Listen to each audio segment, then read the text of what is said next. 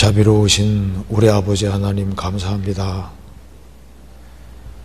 오늘도 저희들을 한자리에 불러 모아주시고 또 여러 가지 궁금한 것들을 하나님의 말씀으로 풀어보려고 합니다. 주님께서 지혜와 총명을 주시고 또 하나님 말씀에 비추어서 바르게 이해할 수 있도록 도와주옵소서. 이 시간 주 성령께서 함께해 주시고 우리 마음 가운데 역사해 주시고 마음속에 있는 여러 가지 의문들이 풀릴 수 있도록 자비를 베풀어 주시고 도와주시옵소서.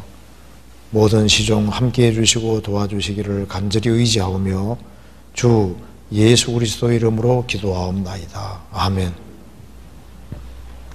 네, 우리 성경 한 군데 찾으시겠습니다. 출애굽기 3장입니다.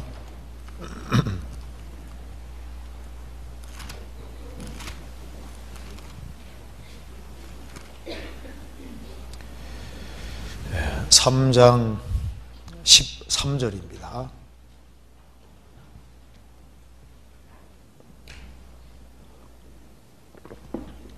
(3장 13절) 제가 읽겠습니다. 모세가 하나님께 고하되 내가 이스라엘 자손에게 가서 이르기를 너희 조상의 하나님이 나를 너희에게 보내셨다 하면 그들이 내게 묻기를 그의 이름이 무엇이냐 하리니 내가 무엇이라고 그들에게 말하리이까. 그 다음 같이 읽어보겠습니다. 하나님이 모세에게 이르시되 나는 스스로 있는 자니라. 또 이르시되 너는 이스라엘 자손에게 이같이 이르기를 스스로 있는 자가 나를 너희에게 보내셨다 하라. 예, 거기까지입니다. 오늘 질문이 너무 많은데 이걸 질문을 다 답하기는 어려운데요. 최대한 이제 짧게 그렇게 해서 한번 답을 좀 생각을 해봅시다. 이제 질문 중에 이게 첫 번째 질문이 하나님은 어떻게 처음부터 계셨는지 궁금합니다. 저도 궁금해요. 하나님은 어떻게 처음부터 계셨는가? 하나님이시니까. 하나님께서 모세를 이스라엘 백성들에게 보내실 때 모세가 하나님께 물었습니다. 하나님, 틀림없이 이스라엘 백성들이 하나님 이름이 뭐냐고 물을 텐데 내가 뭐라고 말해야 되겠습니까? 하니까 14절에 하나님이 모세에게 이르시되 나는 스스로 있는 자니라. 스스로 있는 자가 나를 너희에게 보내셨다 하라. 스스로 있는 자, 원래부터 계셔서 계신 분, 스스로 존재하기 때문에 존재하시는 분. 영어로는 I am who I am입니다.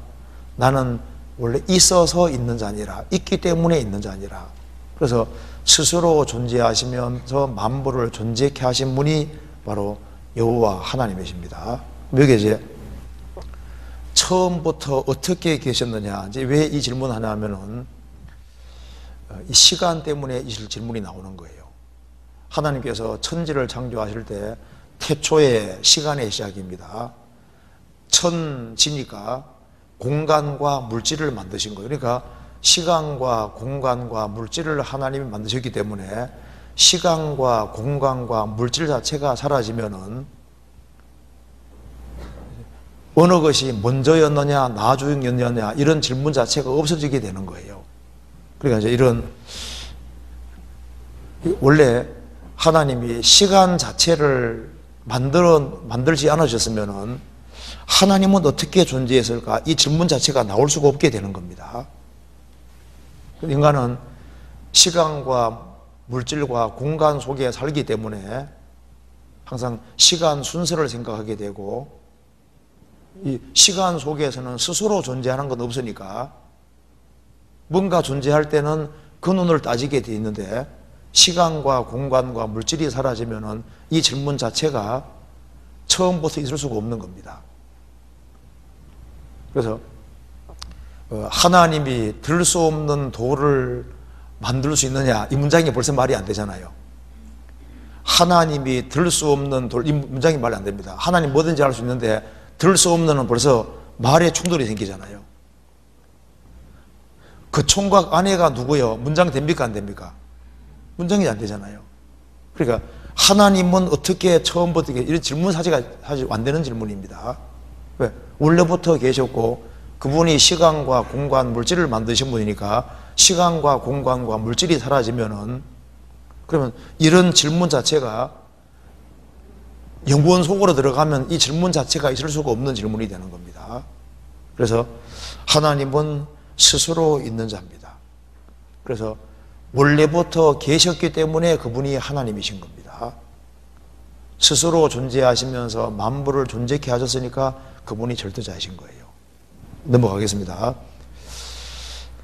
그리고 창세기 9장 24절에서 27절에는 노아의 아들 함이 범죄하였으나 노아는 함을 저주하지 않고 함의 아들 가나안을 저주하고 있습니다. 또 함의 네 아들 구스, 미스라임, 붓 가나안 중에서 특별히 가나안이 저주를 받은 이유는 무엇인지 궁금합니다. 창세기 9장 보시겠습니다.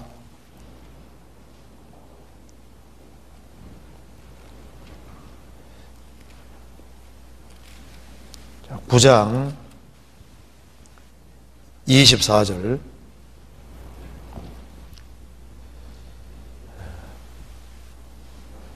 노아가 술이 깨어 그 작은 아들이 자기에게 한 일을 알고 이에 가로되 가나안은 저주를 받아 그 형제의 종들의 종이 되기를 원하노라.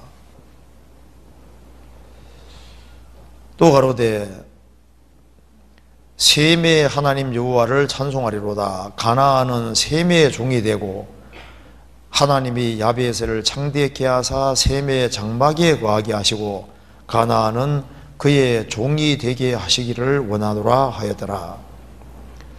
여기 이제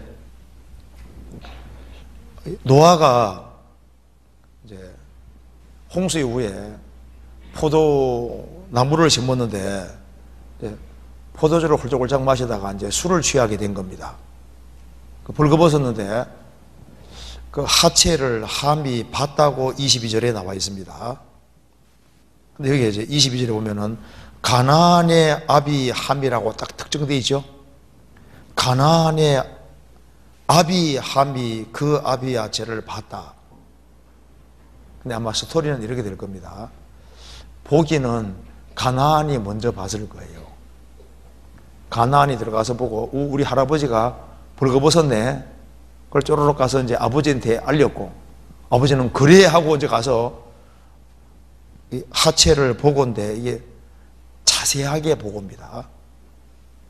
그냥 보고가 아니라 이거 징그러워 이렇게 한 게 아니라 보고 자세히 보고 아버지 하체를 자세히 보는 자식이 어디 있어요. 자세히 보고 나와가지고 그걸 떠벌렸다가 말입니다. 떠벌리니까 이제 셈과 야벳은 옷을 취해서 이렇게 딱 하체를 덮어드렸습니다. 그 사실을 알고 깨어나서 노아가 누구를 저주했냐 하면은 여기 보면은 함이 아니라 가나안을 저주한다고 되어 있잖아요. 왜 그럴까요? 노아가 이제 자녀를 키우고 손자를 키우는 가운데 그들의 특성을 다 압니까 모릅니까? 키워보면 알잖아요.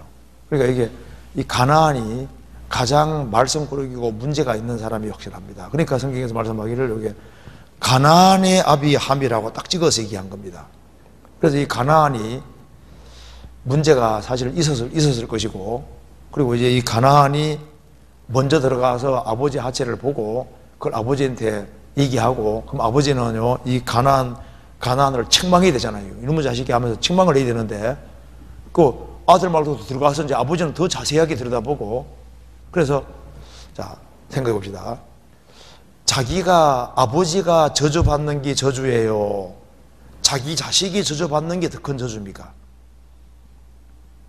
자식 낳아보면요 이제 함이 저주받는 것보다 자식 저주받는 게 더 큰 저주입니다. 그리고 하나님께서는 이걸 노아가 홧김에 하는 얘기가 아니라 하나님이 성령의 감동으로 노아에게 말씀하는 겁니다. 나중에 가나안 통해서 누가 태어납니까? 가나안 7민족이 태어나고 가나안 7민족이 이제 이스라엘 땅을 차지하잖아요. 그래서 이 가나안 7민족이 얼마나 그 죄 역사 속에서 죄를 많이 지을 것을 미리 보셨고, 그래서 하나님께서 이스라엘 민족을 에집트에서 건져내시고 이 가나안 7민족을 정복하게 하셨는데, 그 가나안 7민족이 누굽니까? 이 가나안이라는 사람의 아들인 거예요. 가나안의 아들이 가나안의 7족속이 되는 겁니다. 그리고 여기서 이제 가나안은 저주를 받는다 했을 때 이 가나안 통해서 자녀들이 줄줄이 태어나는데, 그거 한번 봐봐요. 창세기 10장 보시겠습니다.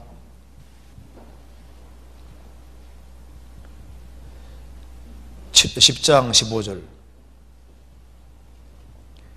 가나안은 장자 시돈과 헷을 낳고 또 여부서 족속과 아모리 족속과 기르가서 족속과 휘 족속과 알가 족속과 신 족속과 아르와 족속과 스말 족속과 함마 족속의 조상을 낳았더니 이후로 가나안 자손의 족속이 흩어져 처하였더라. 이 사람들이, 그러니까 가나안의 그 자손들이 이 가나안 7족속을 구성하게 되는 겁니다. 그래서 하나님께서 이 가나안 특별히 여기에 셈의 함의 아들을 가나안을 저주한 것은 자기를 저주한 것보다 더 큰 저주인 거예요. 아세요? 부모는 차라리 자기가 저주받는 게 낫지 자식이 저주받는 건 견딜 수가 없는 겁니다.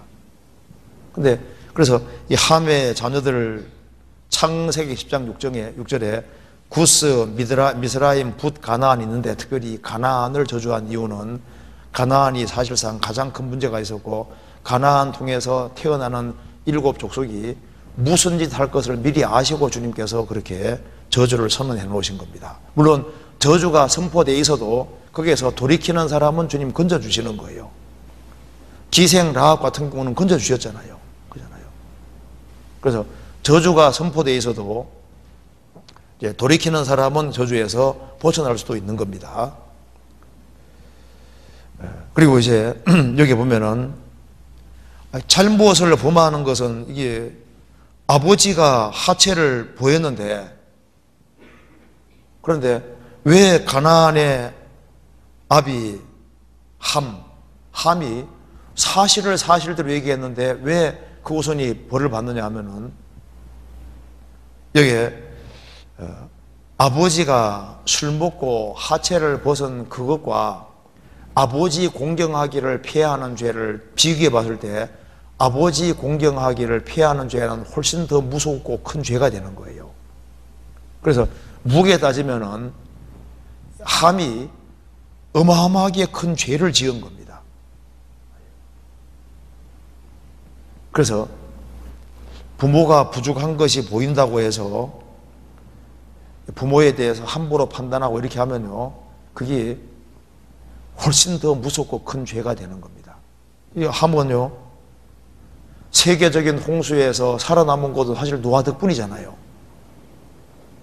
그러니까 아버지 어머니께 받은 큰 은혜가 있는데 그 은혜를 망각하고 부모를 욕보이고 그랬을 때 이게 얼마나 큰 죄가 되는지를 보여주는 겁니다. 그리고 여기에 그 다음 질문은 창세기 9장 27절에 하나님이 야베스를 창대케 하사 셈의 장막에 거하게 하시고, 이 말씀은 셈족 아브라함과 이스라엘에서 복음이 시작되지만 그 복음이 유럽을 중심으로 한 야베 족속에게 크게 전파될 것을 예언한 말씀으로 알고 있습니다. 그런데 이 말씀에서 야벳을 창대케 하사 그 결과로 셈의 장막에 거하게 되는 거니까, 야벳이 창대케 되어서 셈족 계열 즉 아시아 나라들을 식민지로 삼고 산업과 영토를 넓혀가는 근대 제국주의에 대한 예언으로는 볼 수 없는지 궁금합니다. 그럼 큰일 납니다. 그 말이 아니고 여기 봅시다. 26절에 또 가로되 셈의 하나님 여호와를 찬송하리로다. 셈에게는 여호와가 들어가 있죠. 여호와는 인간과 언약을 세우시고 언약을 성취하시기 때문에 구원과 관계되는 겁니다. 그래서 셈의 하나님 여호와를 찬송하리로다. 그래서 셈의 후손 통해서 이제 이스라엘이 구별되고 이스라엘 통해 예수님이 오시잖아요. 그래서 셈의 하나님 여호와를 찬송하리로다 그랬고, 가나안은 셈의 종이 되고 하나님이 야베스를 창대케 하사, 그래서 야베수에가 유럽 쪽입니다. 유럽을 창대케 하사, 유럽이 크게 본창이잖아요. 하사 셈의 장막에 거하게 하시고, 그래서 예수님이 죽으시고 부활하신 후에 유럽 중심으로 해서 복음이 먼저 전해 들어갔습니다. 그래서 야베수에가 복음을 먼저 받아들여서 셈의 장막에 거하게 하시고 영적인 축복을 받았다 그 말입니다. 근데 이걸 가지고서 이제 야베 주애들이 커져가면서 막 정복을 일삼고 나쁜 짓 하고 이제 그런 것을 여기에 예언했다고 생각하면 안 되는 거예요. 유럽이 커진 것은 맞지만은, 그렇지만은 악을 행한 것에 대해서는 잘못한 겁니다.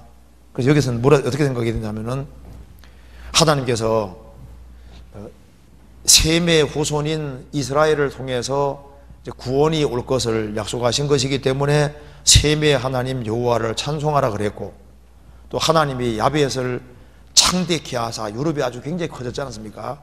창대케 하사 셈의 장막에 거하게 하시고, 그게 영적인 축복을 먼저 받은 겁니다. 아시아는 나중에 축복을 받은 거잖아요. 그 얘기를 하는 겁니다. 그래서 셈의 장막에 거한다는 것은 영적인 축복을 누릴 것을 말씀하는 겁니다. 그 다음 질문 봅시다. 여기 시편 89편 보시겠습니다.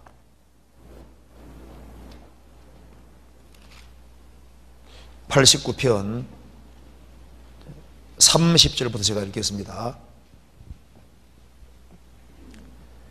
만일 그 자손이 내 법을 버리며 내 규례대로 행치 아니하며 내 율례를 파하며 내 계명을 지키지 아니하면 내가 지팡이로 저희 범과를 다스리며 책직으로 저희 죄악을 징책하리로다. 그러나 나의 인자함을 그에게서 다 거두지 아니하며 나의 성실함도 폐하지 아니하며 내 언약을 파하지 아니하며 내 입술에서 낸 것도 변치 아니하리로다. 내가 나의 거룩함으로 한번 맹세하신즉 다윗에게 거짓말을 아니할 것이라. 그 후손이 장구하고 그 위는 해같이 내 앞에 항상 있으며 또 궁창이 확실한 정긴달같이 영원히 경고케 되리라 하셨도다. 자, 이 말씀이 도대체 무슨 뜻이냐? 이게 참 중요한 내용인데요. 이거 한번 보세요. 이 성경을 이해하는 데 있어서 좀 알아야 될 것이 있습니다. 이렇게 이제 선악과를 먹으면 정령 죽으리라. 이게 조건부 언약이다. 그러니까 성경의 언약이 크게 두 종류인데요.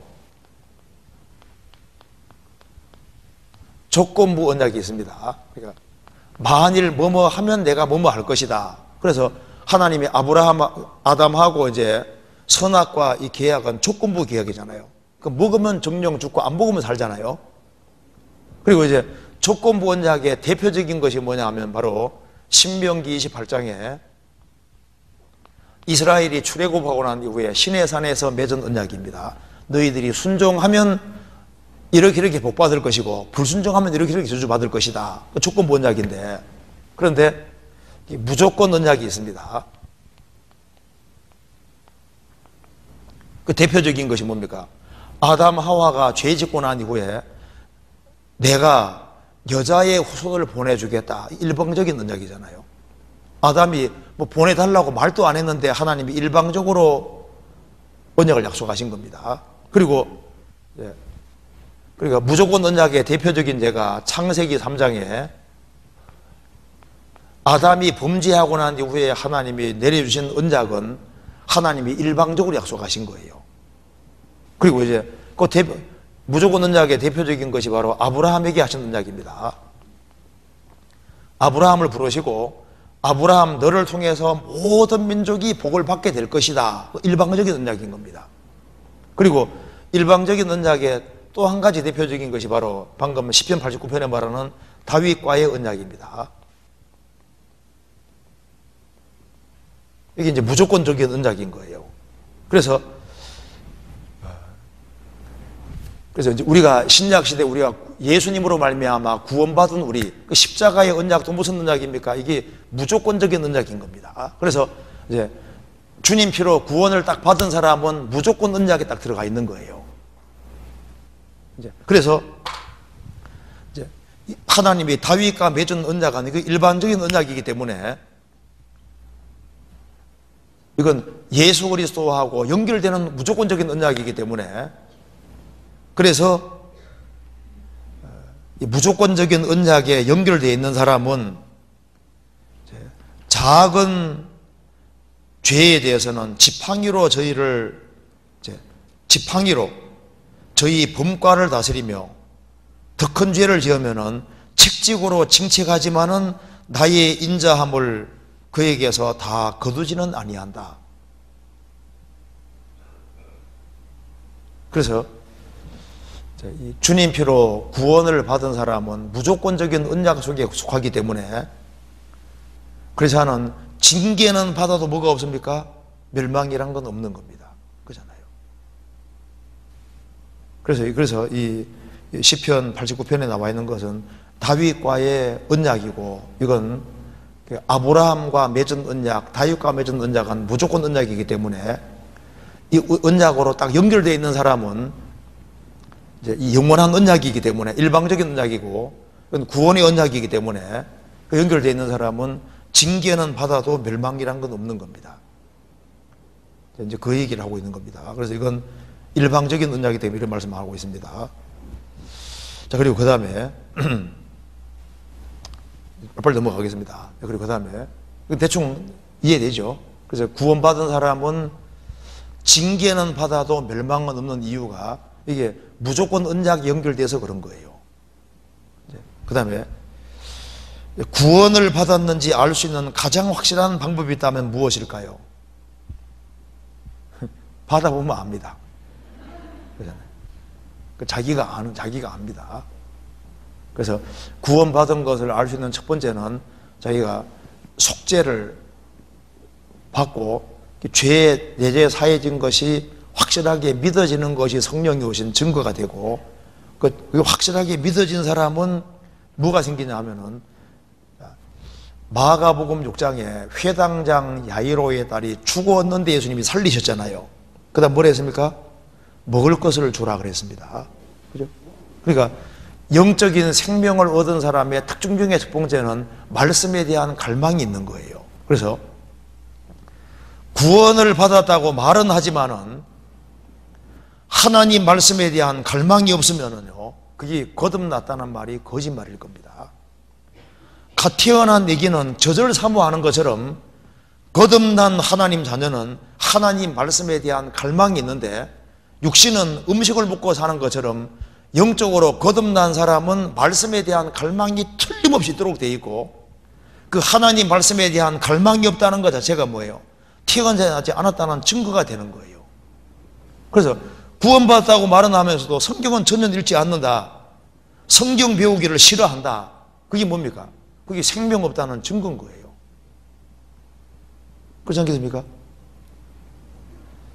생명을 얻은 사람은 이게 이제 성경이 귀에 속속 들어오는 게 신기하다니까요. 그래서 예수님 말씀하시기를 내 양은 내 음성을 들으며 저희는 나를 알며 나를 따르느니라. 주님의 양은 주님의 음성을 알아듣는데 주님 음성이 말씀이잖아요. 그래서 이제 구원받고 나면은 말씀에 대한 갈망이 있도록 되어 있습니다.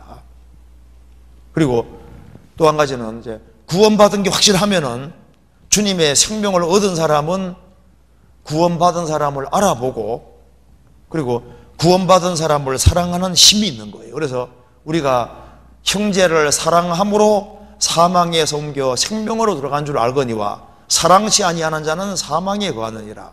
우리가 형제를 사랑함으로 사망의 생명으로 구원받은 줄 확실히 안다. 그런데 보세요. 구원받았다고 말은 하는데 구원 안 받은 친구들하고 더 친해. 그 동네가 저쪽 동네 사람입니다. 구원을 받은 사람은 구원 안 받은 사람하고 물과 기름처럼 안 섞입니다. 절대 하나가 될 수 없어요. 하나가 된다면은 그게 생명이 있다는 말이 거짓말이 되는 겁니다. 성경 말씀에서는 우리가 형제를 사랑함으로 사망에서 옮겨 생명으로 들어간 줄 알거니와 사랑치 아니한 자는, 형제 자매를 사랑치 아니하는 자는 사망에 거하느니라. 그게 구원 안 받은 증거다 그 말입니다. 찾아볼까요? 요한일서 3장 보시겠습니다.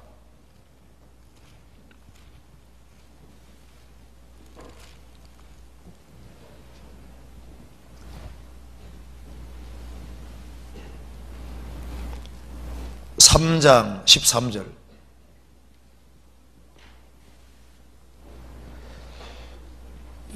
형제들아, 세상이 너희를 미워하거든 이상 여기지 말라.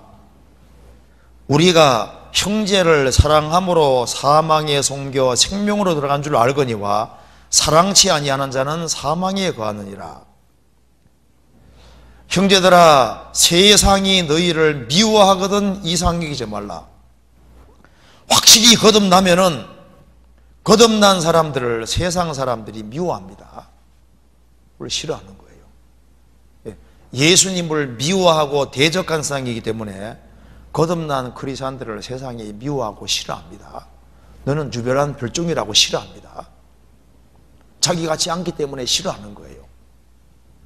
그래서 불신자들하고는 이거 얘기가 안 되게 돼 있는 거예요. 공식적인 얘기 제외하고는 친밀한 관계로 들어가면 물과 기름처럼 안 섞이게 돼 있는 거예요. 그래서 형제를 사랑함으로 사망에 옮겨 생명으로 들어간 줄 안다. 구원받은 줄 확실하게 안다. 그래서 이제 내가 누구하고 친한지를 보면 알 수 있습니다. 구원 안 받은 사람하고 더 친해, 더 재밌어, 더 좋아요. 그게 동네가 저쪽 동네라는 증거인 거예요. 무슨 말 이해되죠? 그래서 제일 먼저는 성령의 도우심으로 자기가 속죄받은 걸 확실히 알고 정말 속죄받고 성령이 들어오셨으면요 영적인 갈망이 생긴다. 갈망이, 말씀에 대한 갈망이 있도록 되어 있습니다. 그래서요 애기 태어나면요 저절로 얼마나 사모해요. 그리고 구원받고 나면요 성경이 쏙쏙 들어오고 귀에 이해가 되죠. 그렇구나, 이해가 막 되잖아요. 구원 안 받아봐요. 성경 배우는 시간 진짜 지루합니다. 그래서 이제 우리 교회에서 이제 1시간 반 정도 수련 들고 듣는데 구원 안 받은 사람은요 견디기가 어려울걸요. 1시간 반 설교. 아이고, 구원 안 받은 사람은 완전히 고문입니다. 고문. 구원 받은 사람은요 재밌다니까요. 귀에 쏙 들어오고 이해가 되고, 야 속에서 그렇구나 그러잖아요. 차이가 있도록 되어 있는 거예요. 그리고 구원 받은 사람하고 같이 있으면요 그렇게 좋은 거예요. 맞잖아요. 그 다음 질문 봅시다. 성령의 역사라는 것이 무엇인지 잘 모르겠습니다. 말씀하실 때와 교제할 때 역사하여 달라고 기도하는데 그 성령님이 어떻게 역사하시는지, 무슨 일이 일어나는지, 성령님이 역사하시는 것을 어떻게 알 수 있는지 궁금합니다. 참 좋은 질문이잖아요. 성령 역사하는지 어떻게 할 수 있냐 그 말입니다. 그거 좋은 질문입니다. 근데 우리가 이렇게 생각하면 돼요. 성령이 눈에 안 보이죠. 그죠? 근데 성령 역사하는지를 아는지를 알 수 있습니다. 왜냐하면 보세요.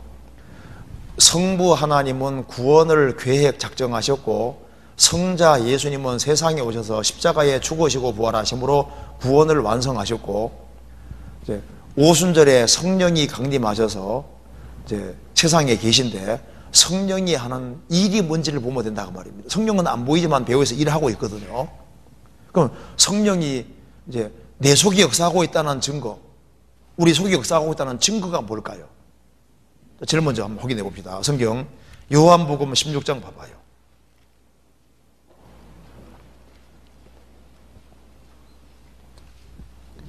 (16장) 8절입니다.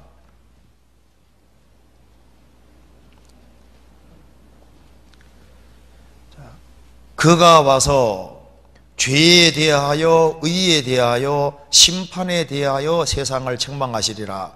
죄에 대하라 함은 저희가 나를 믿지 아니하며, 의에 대하라 함은 내가 아버지께로 가니 너희가 다시 나를 보지 못하며, 심판에 대하여 함은 이 세상 임금이 심판을 받았음이니라. 자, 먼저 성령이 내 속에 역사했다, 그걸 알 수 있는 첫 번째가 바로 이겁니다.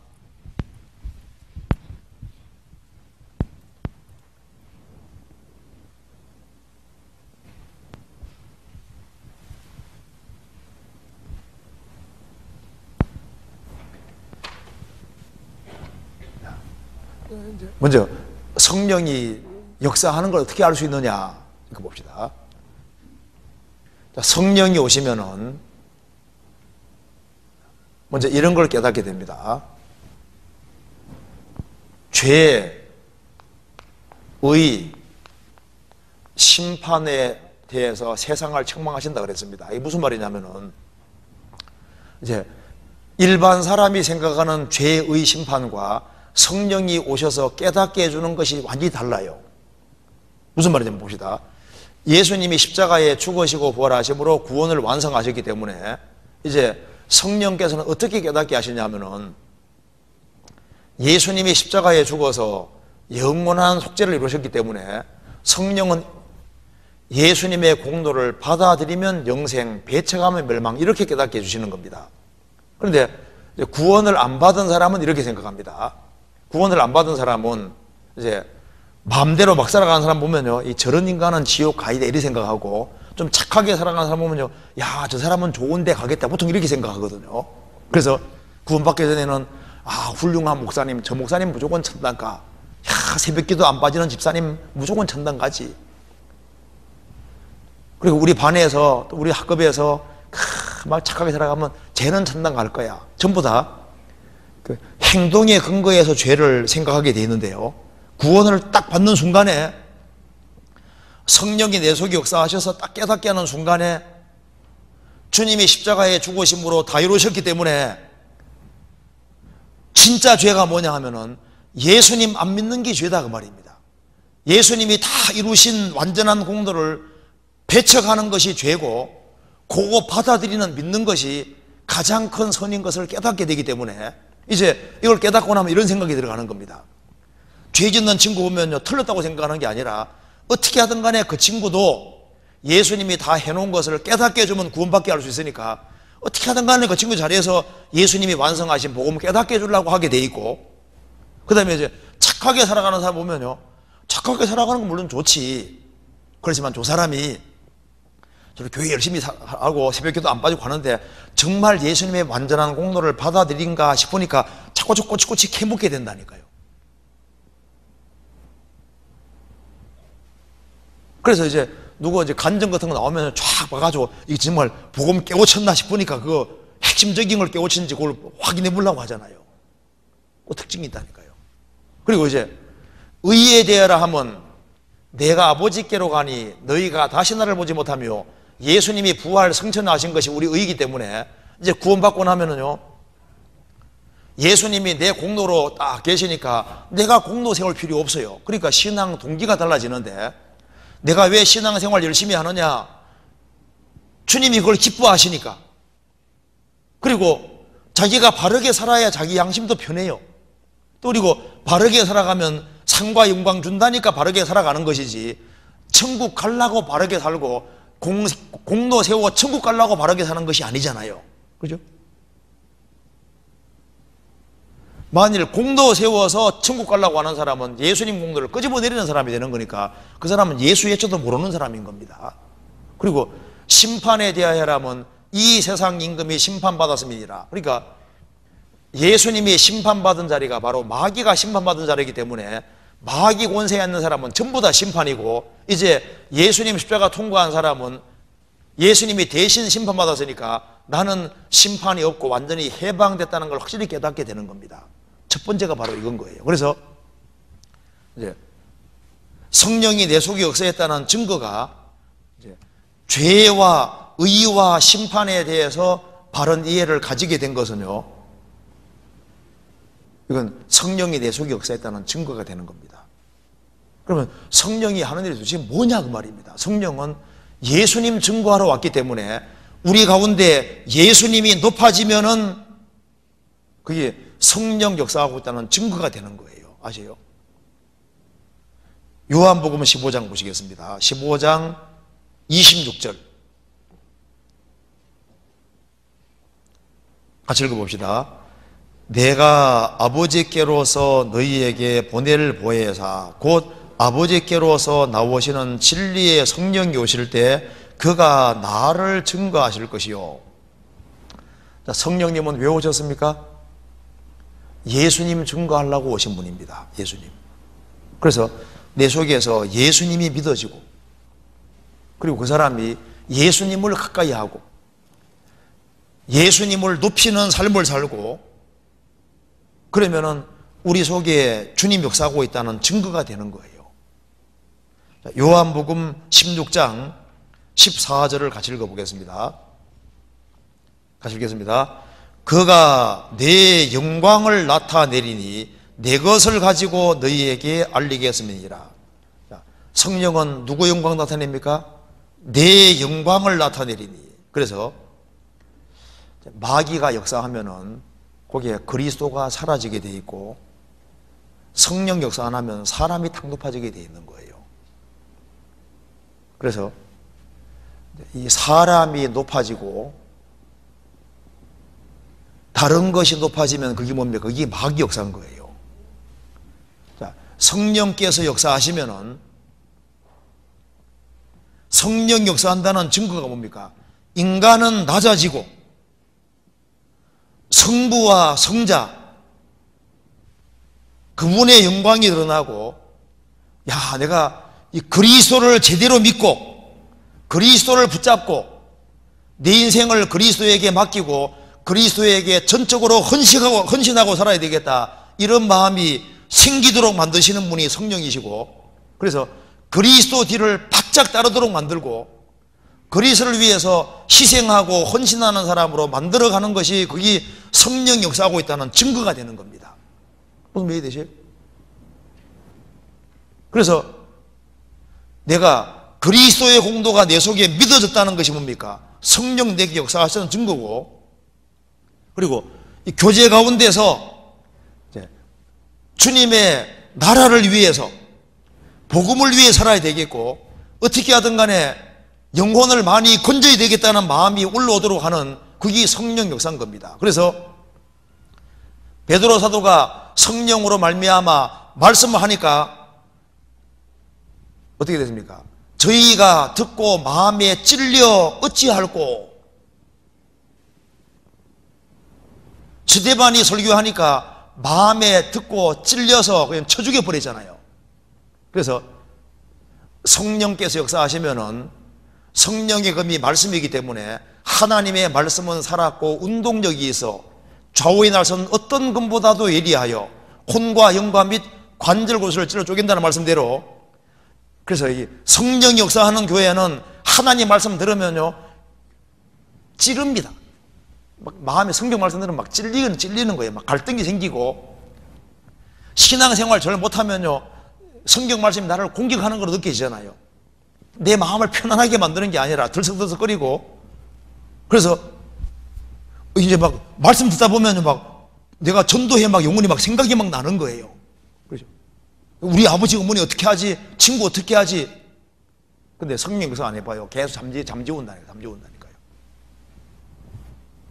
먼저 그의 나라와 그의 의를 구하도록 만들고 마음을 분발시키시고 주님을 위해서 뜨거운 마음을 가지고 살게끔 성령께서 마음의 불을 일으키는 거예요.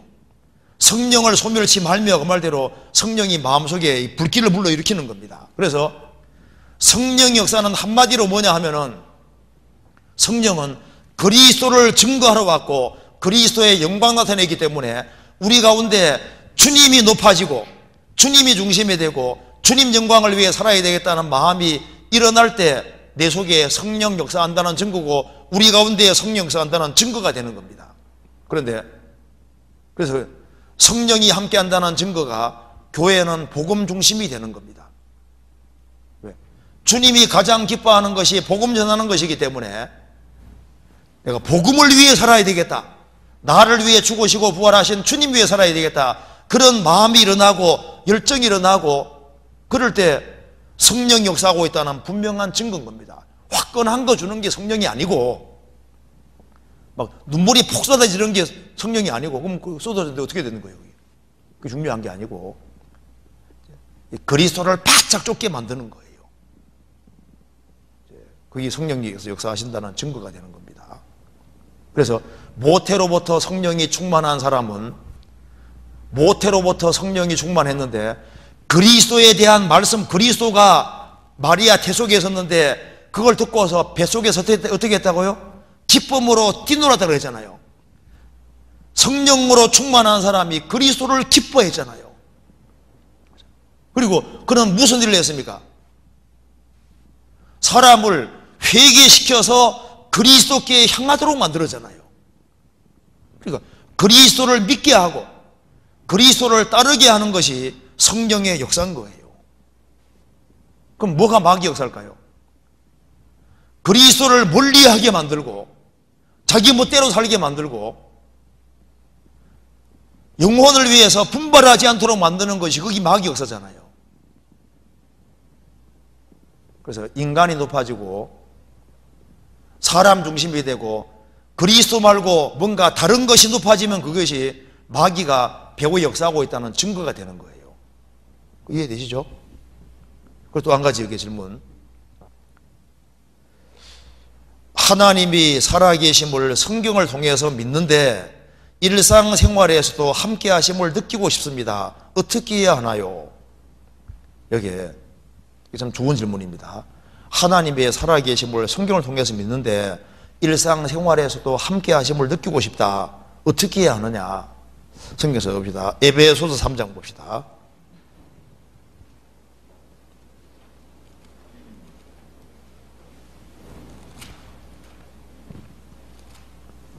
에베소서 3장 17절.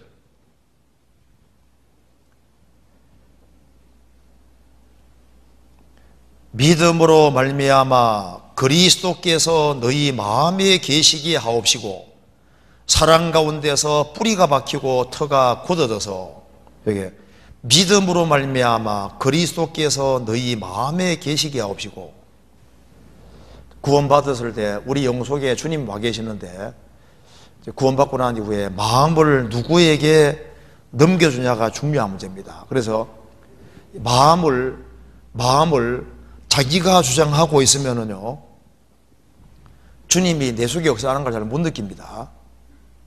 마음은 자기가 주장할 수도 있고 마귀가 주장할 수도 있고 주님이 주장할 수도 있는데 마음의 영역을 주님께 내어드리고, 그래서 너는 범사에 그를 인정하라. 그리하면 내 길을 지도하시리라. 그래서 주님이 앞에 계신 것처럼 순간순간 주님께 여쭙고 그렇게 살아가면 주님이 진짜 범사에 주님을 앞세우라, 인정하라, 그리하면 내 길을 지도하시리라.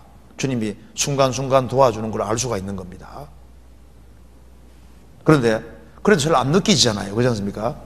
그러니까 성경에 말씀한 대로 마음이 청결한 자는 복이 있나니 저희가 하나님을 볼 것이며, 마음의 청결을 사모하는 사람, 그 사람은 입술에도 덕이 있고 임금이 친구가 된다 그랬고, 마음의 청결을 사모하는 사람은 하나님을 볼 것이며 하나님이 가까이 계시다는 걸 알게 되는 겁니다. 그래서 주님께 기도하고 주님을 정말 가까이 하고, 그리고 마음속에 단 한 번밖에 없는 인생인데 열정을 가지고 주님을 위해서 살겠다는 그런 각오를 가지고 주님 말씀 가운데 살아가면은, 철저하게 살아가는 길을 택하면은 주님이 간섭하시고 개업하는 것을 항상 느끼는 건 아니지만요, 이게 이제 가끔 느껴집니다. 주님이 정말 함께 도와주시는구나 알 수 있는 거예요. 그런데 적당하게 대충 양다리 더 걸치고 살면요, 주님이 내 속에 역사하는 잘 자기가 모르는 거예요.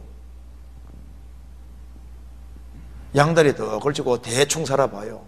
그러면요, 주님이 도대체 내 속에 역사하는 거예요, 역사 안 하는 거예요? 그걸 잘 못 느끼는데, 그래서 하나님은 구원받고 난 다음에도 간절한 마음이 필요합니다. 그래서 성경 보세요. 마른 땅같이 사모한다는 말이 나와 있고, 그리고 사슴이 시냇물을 잡기에 갈급한 같이 갈급한 심정으로 살아가는 사람, 갈급한 마음으로 살아가면요, 주일 말씀 들으면서도 성령이 내 속에 역사하는 걸 느낄 수가 있고, 그 간절한 마음, 사모하는 마음이 있는 사람은 주님이 채워주시는 것이기 때문에 내 속에 역사하고 내 정말 가까이 있다는 걸 자기가 알 수 있는 거예요. 그런데 적당한 선에서 대충 살아가면요, 주님이 잘 깨닫게 해주지 않습니다. 그거 흐려지는 거예요. 마음의 청결을 사모하는 사람, 마음이 청결한 자는 복이 있나니 저희가 하나님을 볼 것이며, 그리고 이 세상에서 신앙생활을 바르게 하기를 간절히 원하는 사람, 그런 사람은 주님이 인도해 주시는 것이 있습니다. 내가 너의 갈 길을 가르쳐 보이고 너를 주목하여 훈계하리로다. 정말 도와주십니다. 저도 성경 익힐 때 성경 하나 정말 바르게 익혀보려고 갈망하는 마음이 굉장히 컸었는데, 그런데 이거 진짜 그런 길이 열립니다. 그러니까 적당하게 대충 살면요, 주님이 도대체 얻어 터지면서도 모르거든요. 미련한 자는 징계를 받으면서 징계 받은지도 모를 수 있는 거예요. 그래서 제일 중요한 것은 여기 이제 일상생활에서 하나님이 함께 하심을 느끼고 싶다. 그러면요, 이거 절실하게 살아야 되는 겁니다.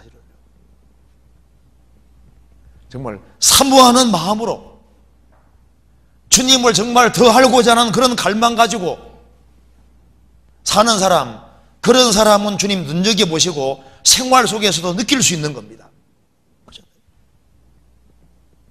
그런데 이 고생 같은 거 하는 거 싫어하고 아주 이기적이고 자기 주관적이고 적당한 선에서 눈두장 찍는 것처럼 딱 그런 식으로 해봐요. 그러면요, 주님이 자기 속에 크게 역사하는 걸 잘 못 느끼는 거예요.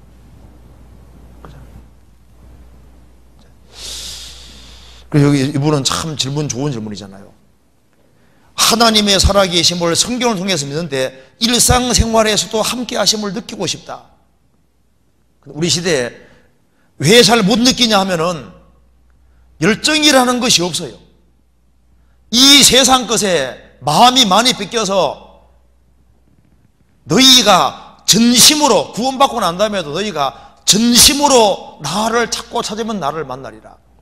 전심으로 이 젊은 시절에 주님을 더 알고자 하는 그런 간절한 갈망을 가지고 사모하는 마음이 있는 사람, 그런 사람을 주님 찾아오시고 역사해 주시는 거예요. 예수님 공생의 당시에도 아무나 예수님 만난 게 아니잖아요. 왜 예수님이 여리고를 지나가십니까? 거기에 삭개오가 뽕나무 위에서 갈망하고 있잖아요. 왜 예수님이 여리고 성으로 들어가냐면 거기에 소경거지 바디메오가 찾고 있는 거예요. 그래서 우리 시대는 오락이 많은 시대이기 때문에 스스로 고난을 자처하는 사람, 스스로 정말 신앙생활을 열정적으로 잘해보고자 하는 그런 갈망이 있는 사람, 그런 사람은 주님이 인도해 주시는 것이 있고 느껴진다니까요. 주님이 구원받은 사람을 이끌어 가시지만은 딱 보고 계십니다. 보고 계시면서 누가 정말 찾는지 그 마음을 정말 보시는 거예요. 그래서 지금 이 나이는, 여기 이제 학생들도 많이 있는데 이 나이는 적은 나이가 아닙니다. 단 한 번밖에 없는 인생인데 어떻게 살 거냐.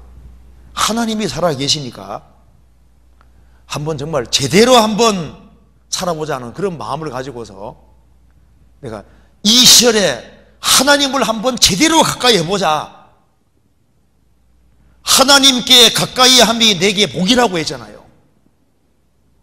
하나님께 가까이 함이 내게 복이라. 그래서 이 교회에서도 이제 말씀 배우면 딱 적어 와가지고 막 집에서 복습도 하면서 막 어떻게 하든 간에 철저하게 익히려고 저는 좀 보면 좀 답답한 것이 있습니다. 아니, 여기에 교회에서 가르쳐 주는 것들, 이게 정말 주옥 같은 것들인데 이걸 어떻게 대충 지키냐고 말입니다. 아니, 보면 이거 진짜 성경은 아니지만은 정말 내용이 아주 좋은 책이 좋은데 신앙생활에 크게 도움됩니다. 그러면 어떻게 해야 됩니까? 이걸 막 철저하게 익혀가지고 싹 내 것으로 만들려고. 왜 그런 열정이요? 그런 절실한 마음, 절박한 마음, 이런 게 필요하거든요. 그런 마음 있는 사람은 자나 깨나 무슨 생각할까요? 어떻게 하면 저 주변 친구들을 어떻게 하면 건질까? 주변 사람 어떻게 하면 건질까? 어떻게 하면 전도할까? 그런 절실한 마음을 가지고 살아봐요. 그럼 주님께서 이 지혜 주시고 정말 도와주시는 게 느껴지는 거예요. 간섭해 주시는 것이 있다니까요.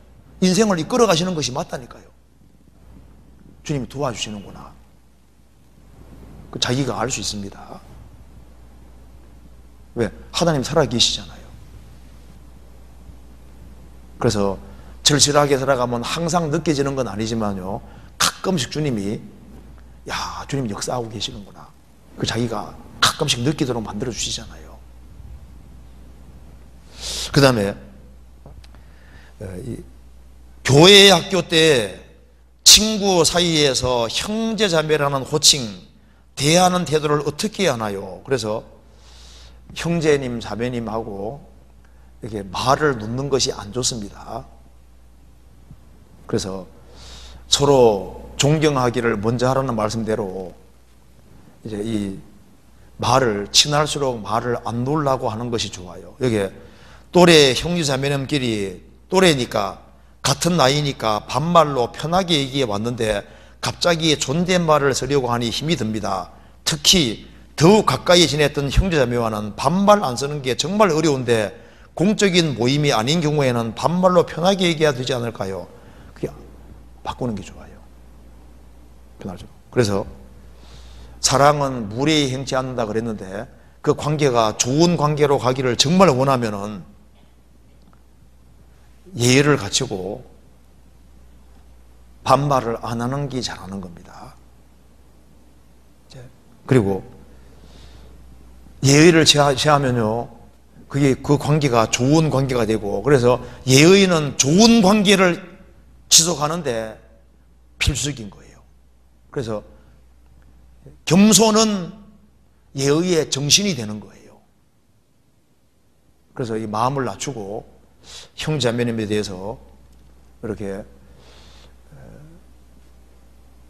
말을 반말로 하고 놓지 말고 형제님 자매님 하고 있지 않습니까? 이렇게 그 표현을 그렇게 바꾸는 게 좋겠습니다. 진짜예요. 가까울수록 말 안 놓는 게 좋을 겁니다. 그리고 이제 그 다음에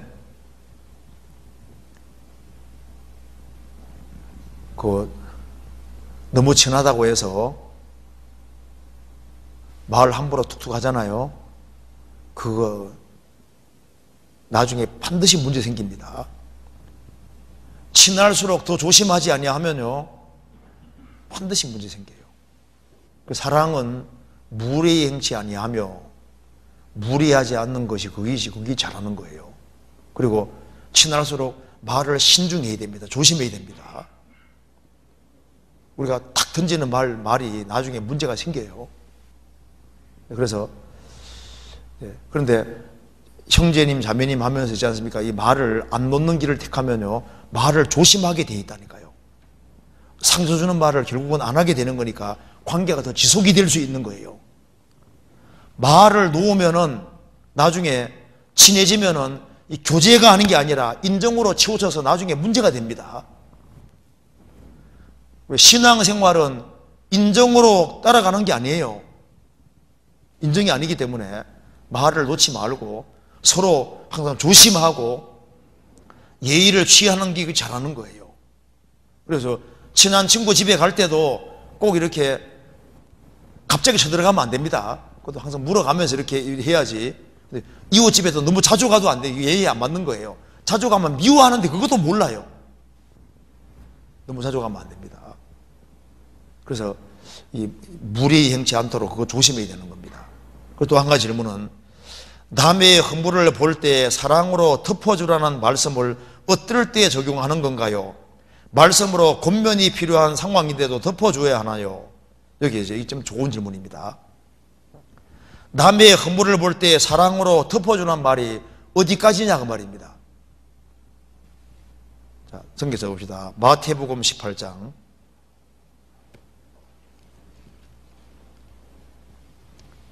21절.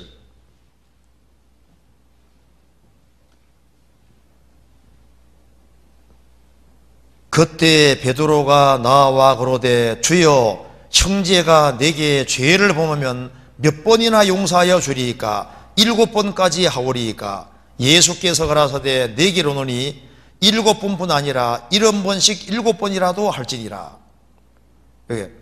형제가 내게 죄 범하면, 내게 죄 범한다는 게 뭡니까? 내 마음에 상처 줄 수 있고 내게 문제 줄 수 있잖아요. 그 개인적인 것에 대해서는 주님께 우리는 무한한 용서를 받았으니까 70번에 7번씩일지라도 용서하라 그 말입니다. 그래서 형제자매들이 어떤 성격적으로 부족한 부분이 보일 때는 기도해주고 이게 덮어줄 수 있는데 권면이 필요한 것이 있습니다. 특별히 교회적으로 문제가 되는 것에 대해서는 그 반드시 권면을 해야 됩니다. 눈 감아주는 건 큰 죄가 되거든요. 예를 들어서 교회 안에 잘못된 교리 갖고 들어온다. 그 반드시 그 뜯어고쳐야 됩니다. 도덕적으로 무슨 큰 죄를 지었다. 그거 책망하지 않고 내버려 두면요, 그건 큰 죄를 짓는 게 되는 거예요. 면책은 숨은 사랑보다 나은 겁니다. 그래서 베드로 사도가 외식할 때 바울 사도가 면책, 책망했잖아요. 크리스찬이 명백히 잘못했을 때 그걸 책망해 주는 것이 그게 사랑한다는 증거예요. 그런데 잘못되게 행하는데 내버려 두면 그거 잘못된 거죠. 그래서 우리가 개인적으로 뭔가 그 사람이 부족한 모습이 있는 것에 대해서는요, 그건 기꺼이 용서해 줄 수 있지만은 그 사람이 잘못되겠다 싶으면요, 책망해 주는 게 잘하는 거예요. 마태복음 27장 보시겠습니다.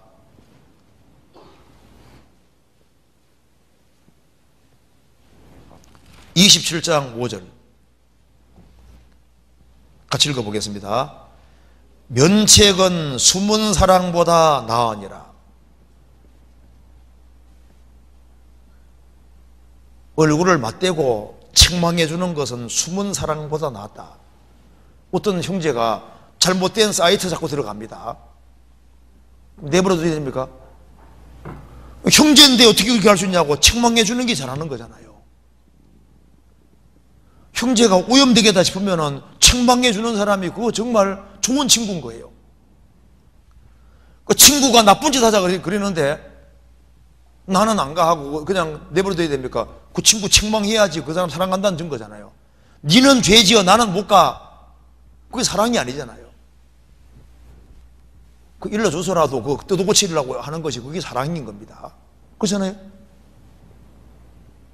면책은 숨은 사랑보다 나은 겁니다.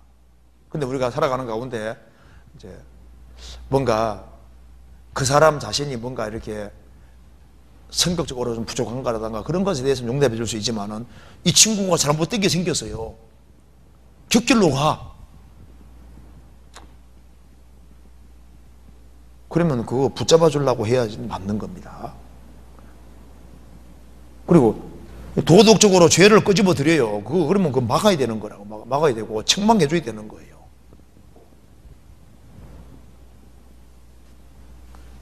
죄에 대해서는 쉬쉬하면 안 되는 겁니다. 그잖아요. 죄는 항상 죄입니다.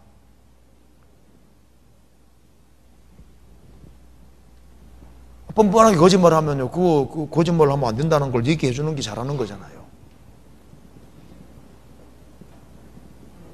그 어물쩍어물쩍 넘어가면 이게 안 되는 겁니다. 그래서요, 우리가 개인적으로 내가 당하는 건 당하면 되는 것이지만은 그래도 내가 당해도 그 형제가 잘 되기 바라는 건 좋은 거지 않습니까? 잘하는 건데. 근데 그 친구 잘못되겠다 싶으면요, 그거는 이제 옆에 얘기해서라도 어떻게 하든 간에 뜻을 고쳐서 정말 바르게 주님 뜻을 따라 살도록 이렇게 만드는 것이 잘하는 겁니다. 자, 면책은 숨은 사랑보다 나으니라.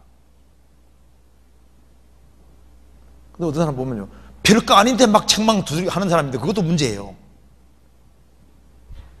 또 문제 별로 안 되는 걸 가지고서 그건 그냥 허물 덮을 수 있는 걸 가지고 그걸 또 괜히 막 너무 짜잘한 걸 막 끄집어내 가지고 막 그런 사람 있잖아요. 그 사람도 성격적으로 문제가 있을 수 있습니다. 또 남의 잘못만 너무 잘 보는 사람 있잖아요. 그것도 문제인 거예요. 사랑 없다는 증거잖아요. 근데 우리 보면 자기가 알 수 있어요. 대충 요건 내가 넘어가도 되는 문제다, 요건 내 감정으로 내가 하는 거다, 아니면 정말 형제를 사랑해서 하는 거다, 자기가 대충 마음의 저울질이 되도록 되어 있습니다. 그잖아요. 그 다음 넘어갑시다. 그 다음 여기 이제 질문 좋은 게 나와 있는데, 교제에 가는 것은 좋은데 너무 많아서 가기 싫다면은 어떻게 해야 할까요? 대학생이라면 생활 속에서 개인적으로 자유롭게 살 수 있는 시간도 최소한은 필요하지 않을까요? 이게 누가 질문했는지 모르지만 여기 참 좋은 질문 같아요. 그죠? 교제에 가는 것은 좋은데, 그죠? 구원받은 사람은 교제 가는 건 좋은데, 요까지 맞잖아요. 교제 가는 건 좋지요. 교제 가기가 싫은데 이러면 이거 진짜 문제가 있거든요. 교제 가기가 싫은데 이러면은요, 여기 교제 가는 것은 좋은데잖아요. 이 생각이 정상입니다. 교제 가는 게 좋죠. 그런데 너무 많아서 가기 싫다면은, 정말 너무 많아서 가기 싫을까? 진짜일까? 얼마나 많이 가길래 너무 많아서 가기 싫다면은 뭐 그렇게 많겠어요? 어떻게 해야 할까요? 사실은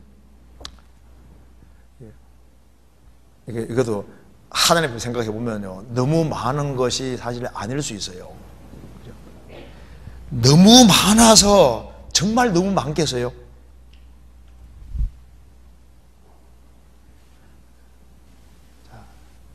너무 많아서 가기 싫다. 근데 사실은요, 이게 뭐 공부를 정말 해야 될 게 산더미처럼 쌓여 있어서 공부를 진짜 많이 해야 되기 때문에 부담된다, 그러면 오죽 좋겠습니까만은 대체로 그게 아니거든요. 그죠?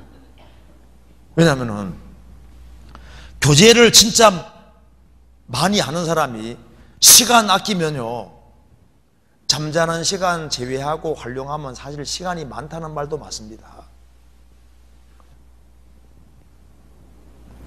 저도 진짜 바빴어요. 대학 다닐 때 진짜 바빴거든요. 그런데 잠자는 시간 제외하고 밥 먹는 시간 제외하고 공부하면요, 교제 많이 쫓아다녔거든요. 근데 시간 많던데요. 교제할 뿐 아니라 대학 다니면서 상담 달고 살았거든요. 상담 진짜 많이 했습니다. 그래도 시간 많았거든요. 그리고 우리 레포트 써야 되지요. 아이고, 막 숙제도 얼마나 많고 많은데 잠자는 시간 제외하고 시간 활용하려고 그러면요, 시간을 악착같이 아끼면요, 시간 많아요. 저도 여기 성경에 관계되는 책을 대학교 때 많이 읽었거든요. 진짜 책 진짜 많이 읽었어요. 근데 시간 많았거든요. 또 방배동까지 교회가 또 얼마나 멀어요. 멀어도 교제 다 참석하고 시간이 많았는데, 여기 교제에 가는 것은 좋은데 너무 많아서 가기 싫다면 어떻게 해야 할까요? 근데 너무 많아서 가기 싫은 게 아니라, 진짜 이게 성령이 주는 생각인지 마귀가 주는 생각인지, 너무 많아서 진짜 너무 많은 건가? 시간을 바르게 안 보내서 그런 건 아닐까요? 근데 요즘 보면요, 진짜 문제가 많습니다. 왜 이렇게 시간을 안 아끼는지 몰라요. 시간을. 이 정말 금쪽 같은 시간인데 교제에 같이 형제매들하고 있는 시간은 아까운 시간 아닙니다. 왜? 그게요, 절대 아까운 시간이 아니에요.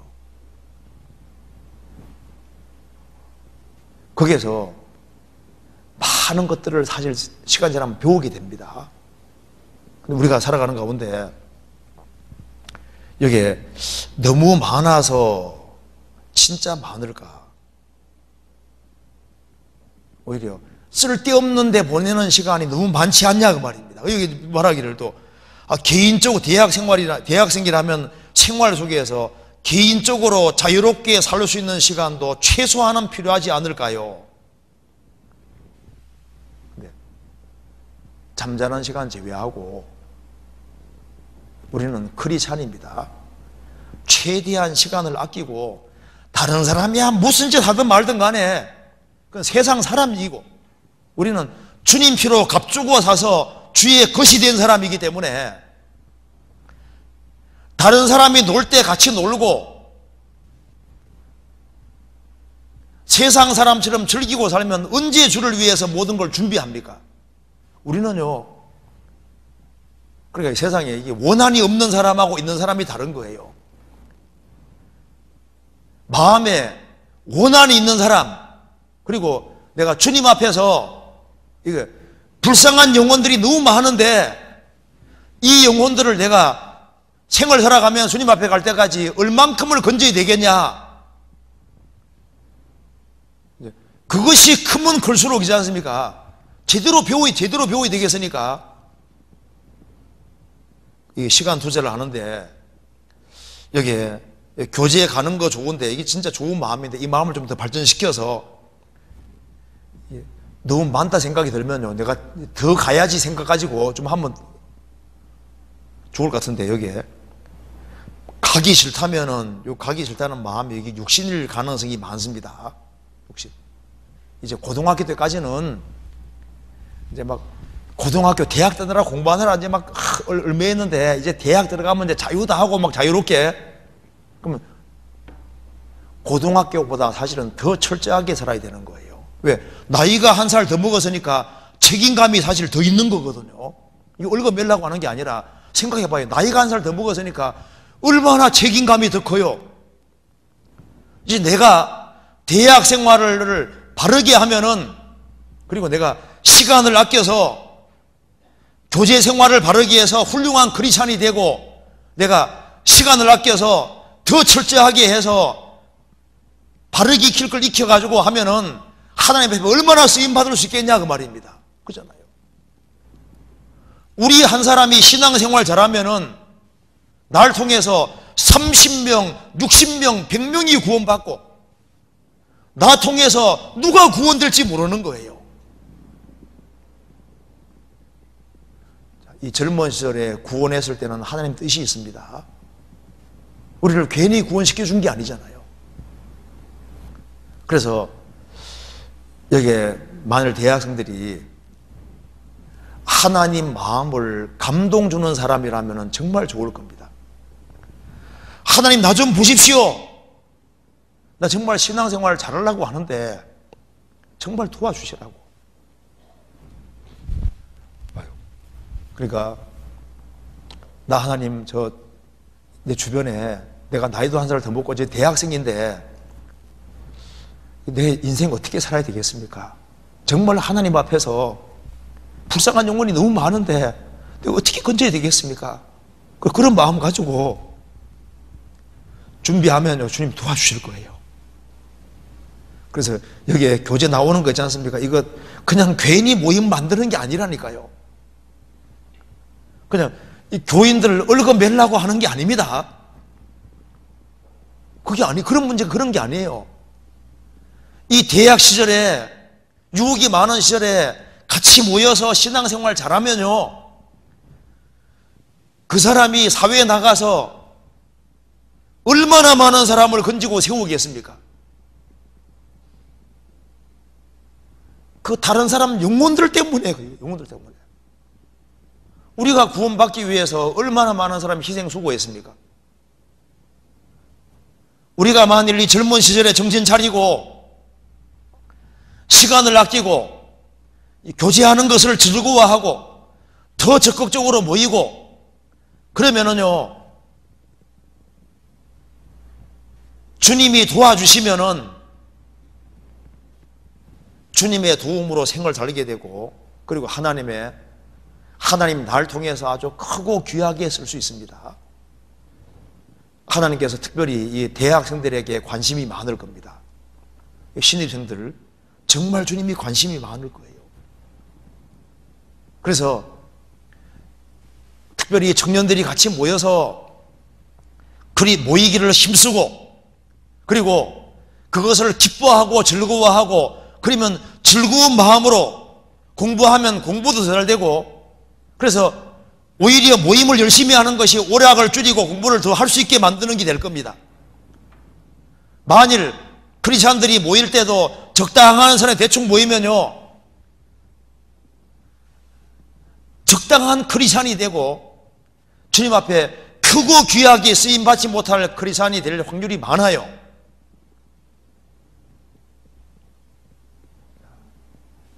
인생은 한 번밖에 없는 것이기 때문에 이 시절에 머리가 정말 제일 좋을 때잖아요.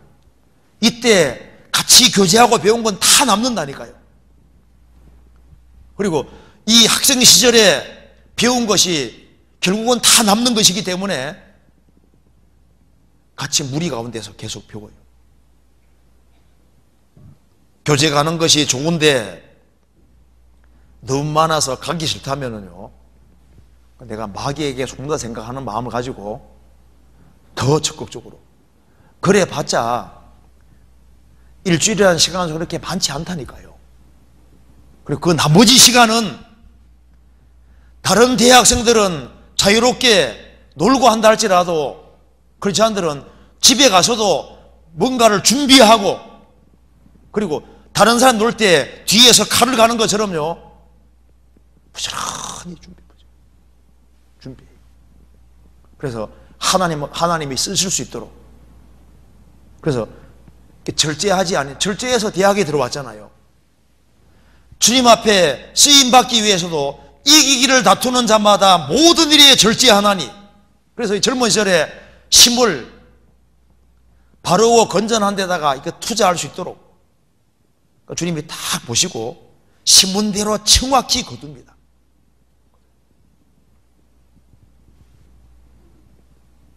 그래서 이제 대학생이니까 자유다 이렇게 생각하지 말고, 대학생이니까 책임이 더 큽니다. 많이 배우는 사람은 더 큰 책임이 주어지게 돼 있는 거예요. 나이가 한 살 더 먹고 대학에 들어갔다는 것은 책임이 크다는 거 알아야 됩니다. 주변 사람에게 영향력을 미치는 사람이 되고 있다는 증거인 거예요. 그리고 여기에 그 다음 질문에 학교 행사, MT, OT, 입학식, 새내기 배움터를 가면 안 되나요? 이 질문보다 안 가면 안 되나요? 이 질문이 얼마나 좋아요. 가면 안 되나요? 이 질문이 좋아요. 안 가면 안 되나요? 어느 질문이 더 좋아요? 왜 제가 이 말씀 하냐면은, 대학에 들어가면은 하나님만 볼까요? 마귀도 볼까요? 마귀도 보잖아요. 그래서 이제 고등학교 시절에는요, 다 얽매여 있었잖아요. 이제 대학은 자율이기 때문에 시간이 많이 생각보다 많습니다. 그러니까 이제 마귀가 얘들 이제 대학 들어오네, 이제 얘들을 넘어뜨려야 되겠다 하고 지금 있잖아요. 마귀가 작전 짤까 안 짤까요? 솔직히 짤까요 안 짤까요? 짜지요. 짜기 때문에 우리가 미리 짜는 거예요. 무슨 말 이해돼요? 마귀가 작전을 짜고 있기 때문에 미리 이렇게 짜서 이런 모임을 갖는 거라니까요. 미리. 마귀가 계획을 세우니까 우리가 미리 계획 세우는 거예요. 그래서 마귀는 지금요, 딱 이제 봅니다. 얘가 어느 대학에 들어가고 어느 과에 들어가니까 누굴 통해서 어떻게 엮어가지고 넘어뜨려야지. 마귀가 머리가 얼마나 좋은데요. 특별히 좋은 사람이지 않습니까? 마귀가 좋아합니다. 좀 많이 빨리 자. 이런 얘기 듣지 말어.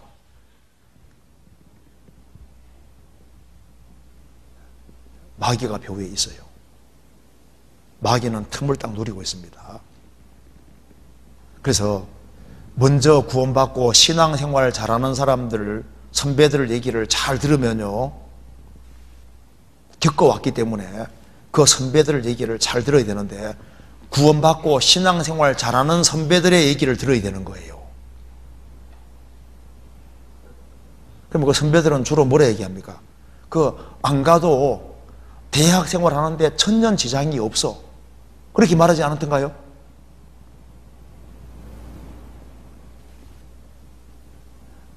안 가도 특별한 문제가 안 생깁니다. 그래서요, 여기에 특별히 MT 같은 데 있지 않습니까? 안 가도 별 문제 안 돼요. 근데 이제 요즘 MT 가면, MT라든가 이제 이게 새내기 배움터 이런 데 가면은 그냥 그거로 끝나는 게 아니라 건전하게 끝나면 오죽 좋아요. 근데 그게 딱 이상하게 인간관계를 엮어서 꼭 술하고 연결되고, 여기 이제 이게 딱 얽어매 가지고, 그래서 이 신앙이 격길로 간 사람이 많이 있기 때문에, 그래서 이게 신중해야 될 것을 말하는 거예요. 그래서 이 질문도 가면 안 되나요? 이게 아니라 안 가면 안 되나요? 그럼 선배들이 뭐라 말할까요? 안 가도 돼. 하나도 문제 안 생겨. 수강 신청 하면 되고, 그리고 우리가 불신자들하고 안 만날 수 없지만은 크리스천하고 연결돼가지고 이렇게 해가지고 이제 정부 고용하고 이렇게 하면요, 신앙생활 하는데 아무 지장이 없고, 내가 견고하게 서면은 또 다른 사람을 전도할 수 있는 길이 열리고, 얼마든지 할 수 있어요. 그래서 이거는 가까운 선배들이 또 많이 있으니까 물어봐요. 물어보시면요, 그것도 신앙생활 잘 못하는 사람에게 묻지 말고 신앙생활 아주 신실하게 잘하는 사람에게 물어봐요. 그러면 답을 아주 잘해 줄 겁니다. 그리고 이제 학기 초 술자리 대처법이 궁금합니다. 어떻게 하면 돼요? 대학의 특징이 자율입니다. 자율. 꼭 가야 되는 게 아니거든요. 그래서 술자리 대처법이 궁금하다. 안 가면 돼. 그죠? 그리고 어쩔 수 없이 엮이는 경우는요, 방법이 여러 가지가 있어요. 집안일 때문에 이제 예의가 필요할 수 있거든요. 어떤 꼭 이렇게 가야 될 자리에 집안에 일이 생겨서, 그럼 일을 집에서 만들면 되는 거예요. 그래서 엄마 아버지 지금 이런 상황인데 지금 내가 이 자리에 꼭 갈 수밖에 없는 상황인데 어떻게 하면 좋겠냐고. 그러면 일단 너는 참석을 하면서 인사하면서 부모가 데려와서 데려가는 경우도 있고, 할 때 작전 짜면 돼요. 작전을. 모사가 많으면 경량이 성하니까 방법이 많이 있습니다. 어쩔 수 없이 딱 엮이는 경우가 있거든요. 이건 뭐 교수님도 오고 어떻게 하면 빠져나갈 수 없는 그런 상황이 생길 수 있는데, 그런데 그 자리에 가면 꼭 이렇게 술을 마시게끔 만들 수도 있잖아요. 그러면요, 그 집안하고 작전 딱 짜가지고 이제 아버지가 모시러 가든지 모시러 오게 하든지 해가지고, 그래서 집안에 급한 일이 있어가지고 가야 되기 때문에, 그래서 아버지가 모시러 왔다 하면요, 거기에서도 다 이해를 한다니까요. 그럼 빠져나갈 수도 있고 방법 많이 있으니까 작전 짜면 돼요.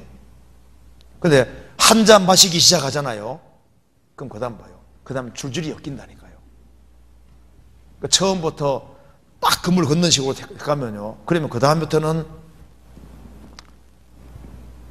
그 아주 단호한 태도를 취하면요, 또 그 다음에 이제 그 분위기를 완전히 흐리게 할 수도 있으니까 연결이 안 되는 게 잘하는 거고, 그리고 이제 그런 상황이 주어지면 얼른 대책 세워서 이렇게 빠져나올 수 있고 방법 많이 있어요. 그래서 의논하고 지혜 구하면 다 방법이 있도록 되어 있습니다. 그래서 다른 사람 마음 상하지도 않게 하면서 계약 생활은 잘 하면서 또 잘 빠져나가면서 이렇게 할 수도 있고 방법이 많이 있으니까, 그래서 처음부터 아예 안 되는 건 안 되는 것으로 해가지고 딱 금을 그어요. 아무도 안 보니까 몰래 먹으면 되겠지 하고 한 잔 먹기 시작하잖아요.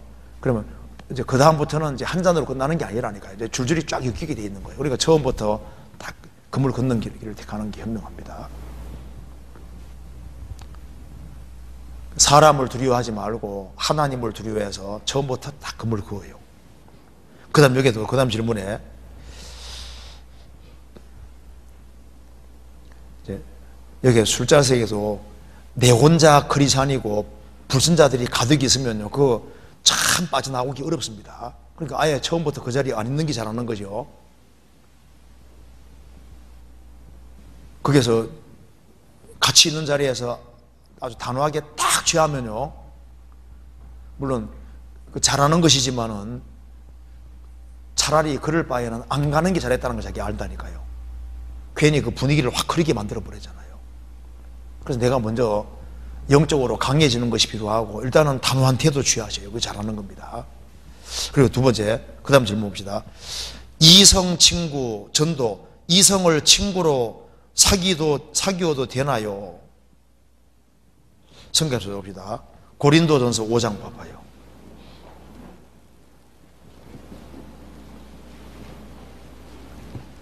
고린도전서 5장 9절입니다.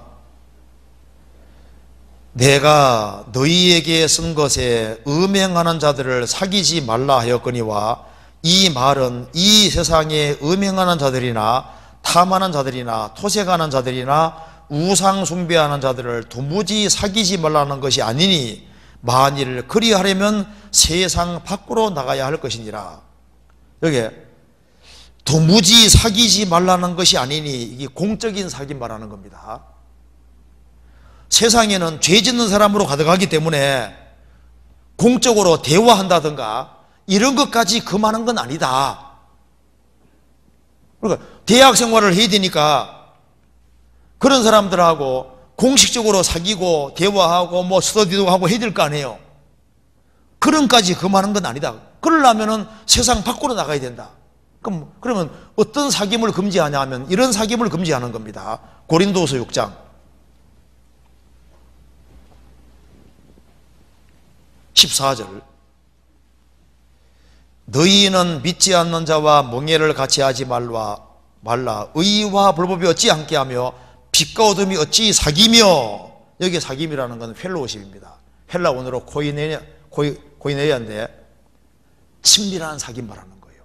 그래서 우리가 세상에 살아야 되기 때문에 세상 사람과 접촉하고 대화도 해야 되는 거니까 공식적인 사귐이라든가 이런 것을 금하는 건 아닌데, 형제자매들처럼 친밀한 사귐은 불가하다 그 말입니다.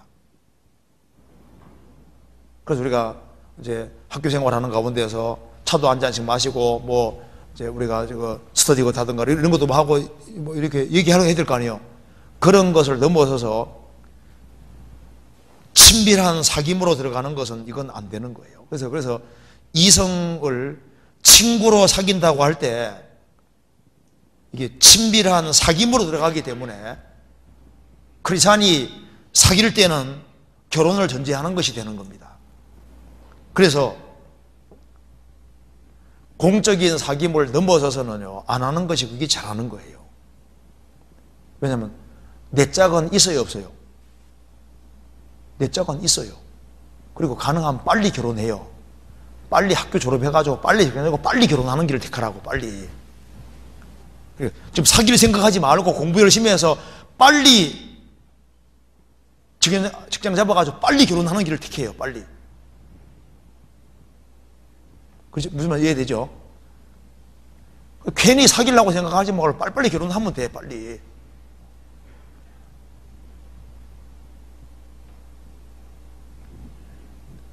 무슨 말인지 아시겠죠? 아시겠죠?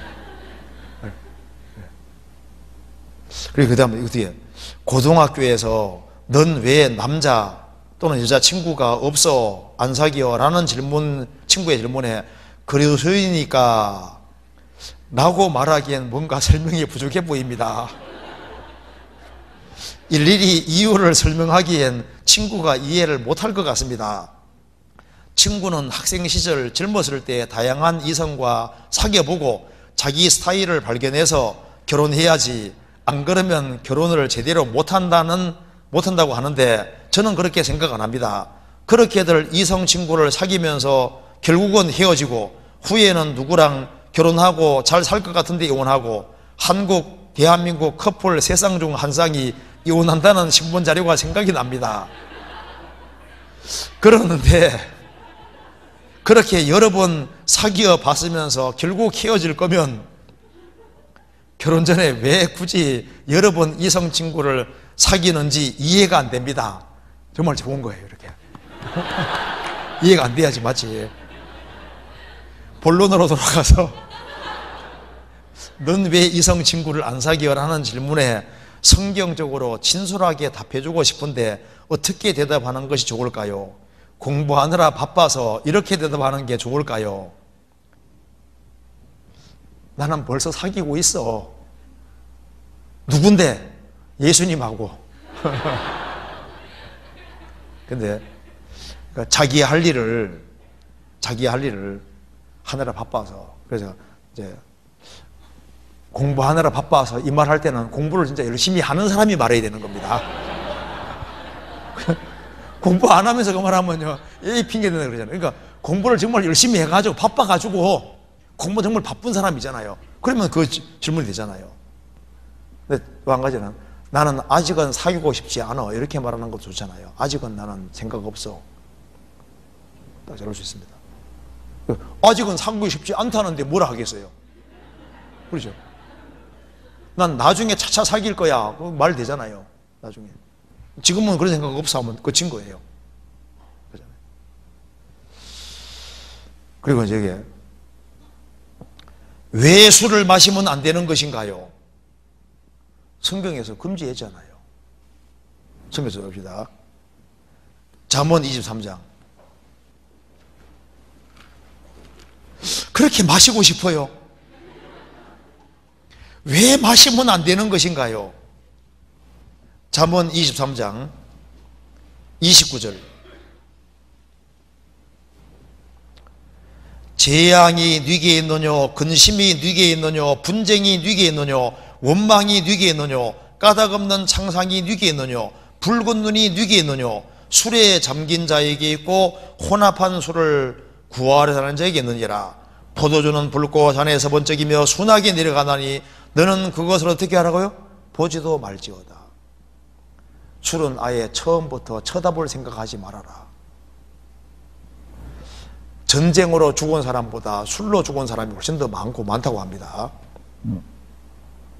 그리고 이 살인자들이 되는 가장 대표적인 원인이 술 때문에 거의 살인하는 거예요. 술 때문에 항상 분쟁이 생기고, 그리고 술이, 러시아는 결혼하면은 10쌍 가운데 7, 8쌍이 이혼인데 그게 술 때문입니다. 술. 그래서 술은 모든 해악의 근원이 되는 거예요. 그리고 술의 시작은 한 잔으로 시작되는 거예요. 한 잔. 한 잔 받기 시작하면요, 그 다음에 늘어나게 돼 있는 거예요. 그러니까 성경에 정말 처음부터 아예 보지도 말지니라. 그래서 여기 청년들, 술에 대해서 단호할 수 있으면요, 많은 사람 건질 수 있습니다.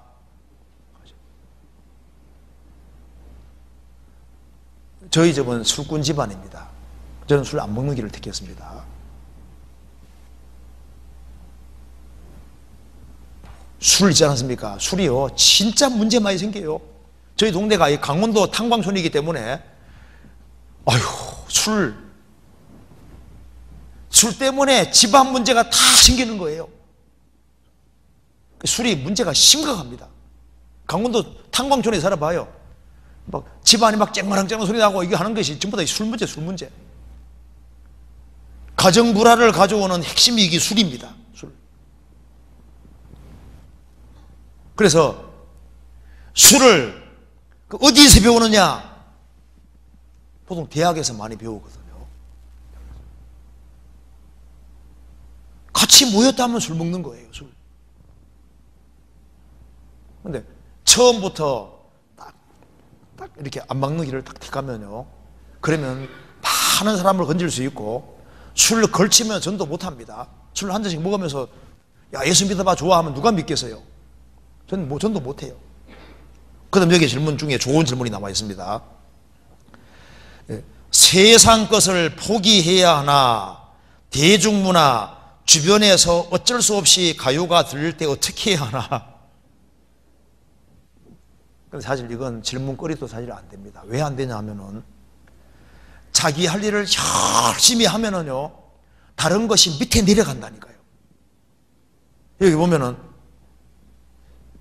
세상 것들을 포기해야 하나, 뭐 그런 생각할 필요 없이, 자기 주어진 일에 하나님 앞에서 내가 할 일을 찾아서 부지런히 하면은 다른 것은 다 밑에 내려가게 돼 있는 거예요. 성경 찾아봅시다. 시편, 이사야 33장 찾아봅시다. 이사야 33장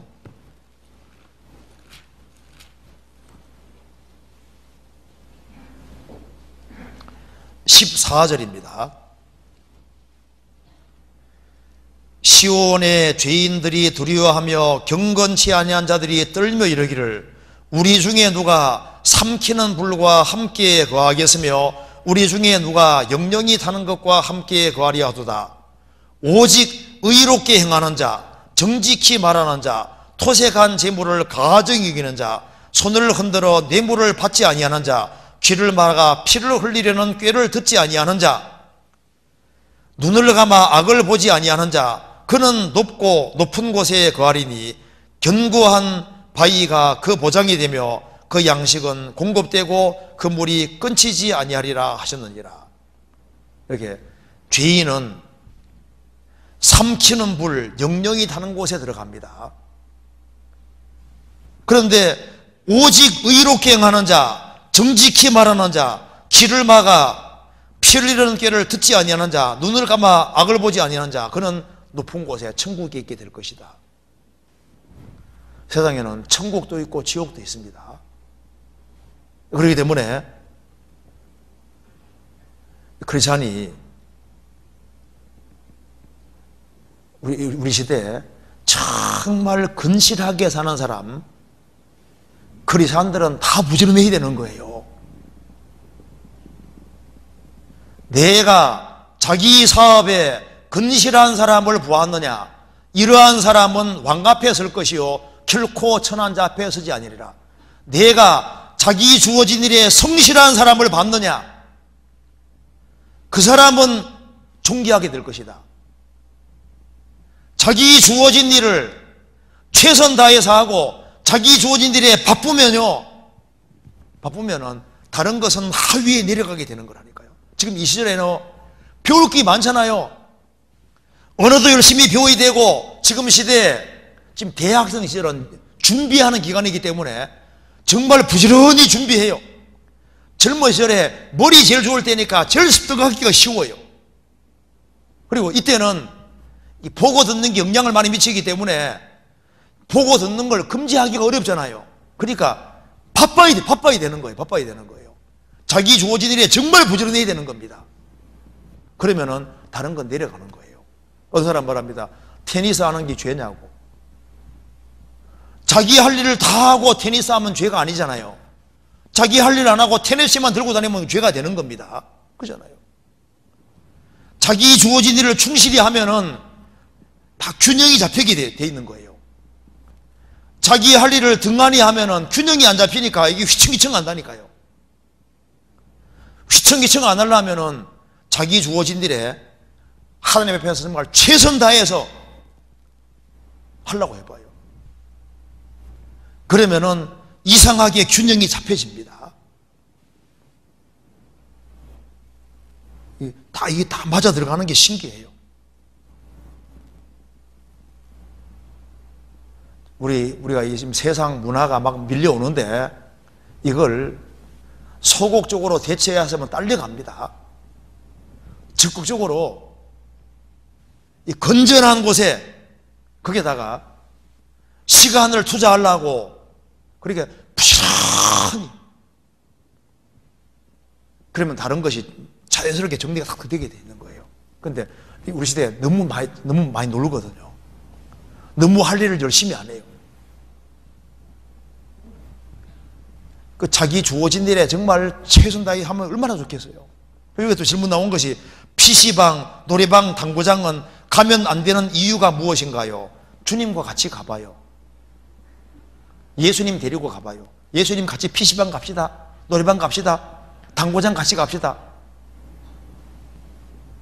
주님과 같이 갈 수 있으면 가요. 그럴 시간이 어디 있냐고. 아이고, PC방 갈 시간이 있어요? 노래방 갈 시간이 있어요? 그러니까 이게 신앙은 액세서리가 아닙니다.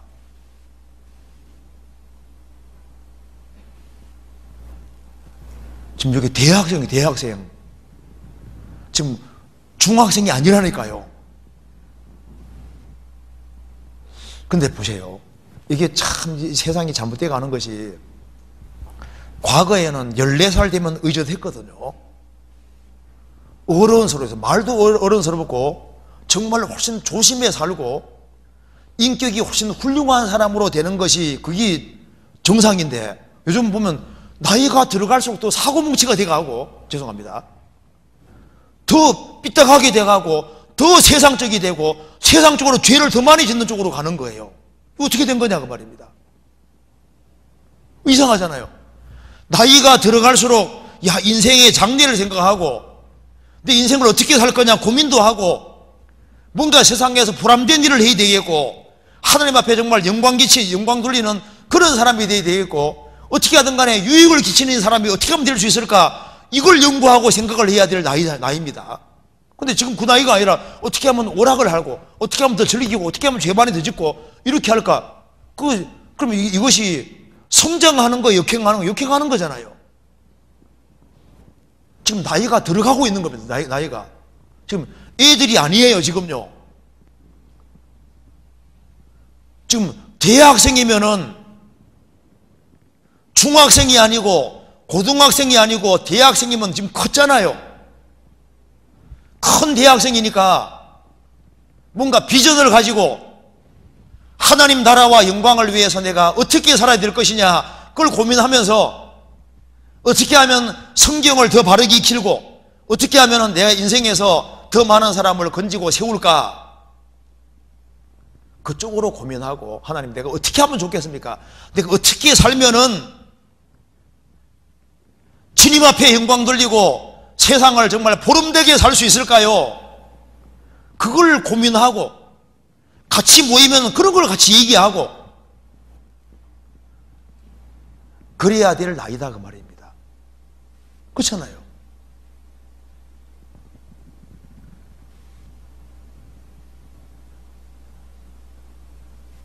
대학생은 이거 신중하고 심각한 나이입니다.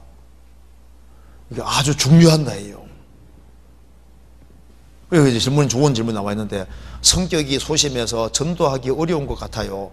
성격을 바꿔야 하나요? 바꾼다면 어떤 식으로 바꿔야 하나요? 성격 바꾸려고 하지 말고 술 많이 먹으면 술 충만해지죠. 술 충만하면 말이 많아져야 적어져요. 말이 많아지고 담대해지잖아요. 그러니까 성격을 바꾸려고 하지 말고 성령 충만하게 되도록 노력을 하세요. 오히려 술 취하지 말라 이는 방탕한 것이니 오직 성령의 충만을 받으라. 그래서 이 하나님의 성령으로 충만해지면은 담대한 마음이 생기게 되고 소심한 사람도 담대하게 바뀔 수 있습니다. 그리고 이제 전도 같은 걸 할 때 내가 소심한 성격이라 할지라도 친해지는 사람들이 있으면 그런 사람에게 전도할 수, 가까운 전도할 수 있잖아요. 그리고 요즘은 전도하기 어려우니까 두세 사람 이렇게 그룹으로 해가지고 이렇게 전도하는 게 좋고 내가 이 친구 전도하고 싶은데 나는 뭐 성격이 소심하니까 그래서 같이 이렇게 자연스럽게 몇 명 같이 모이는 식으로 길을 열어가지고 이렇게 전도할 수도 있고 혼자 하기 힘들면 두세 사람 같이 이렇게 연합하는 것도 좋아요. 그런데 소심한 거, 디모데도 소심했습니다.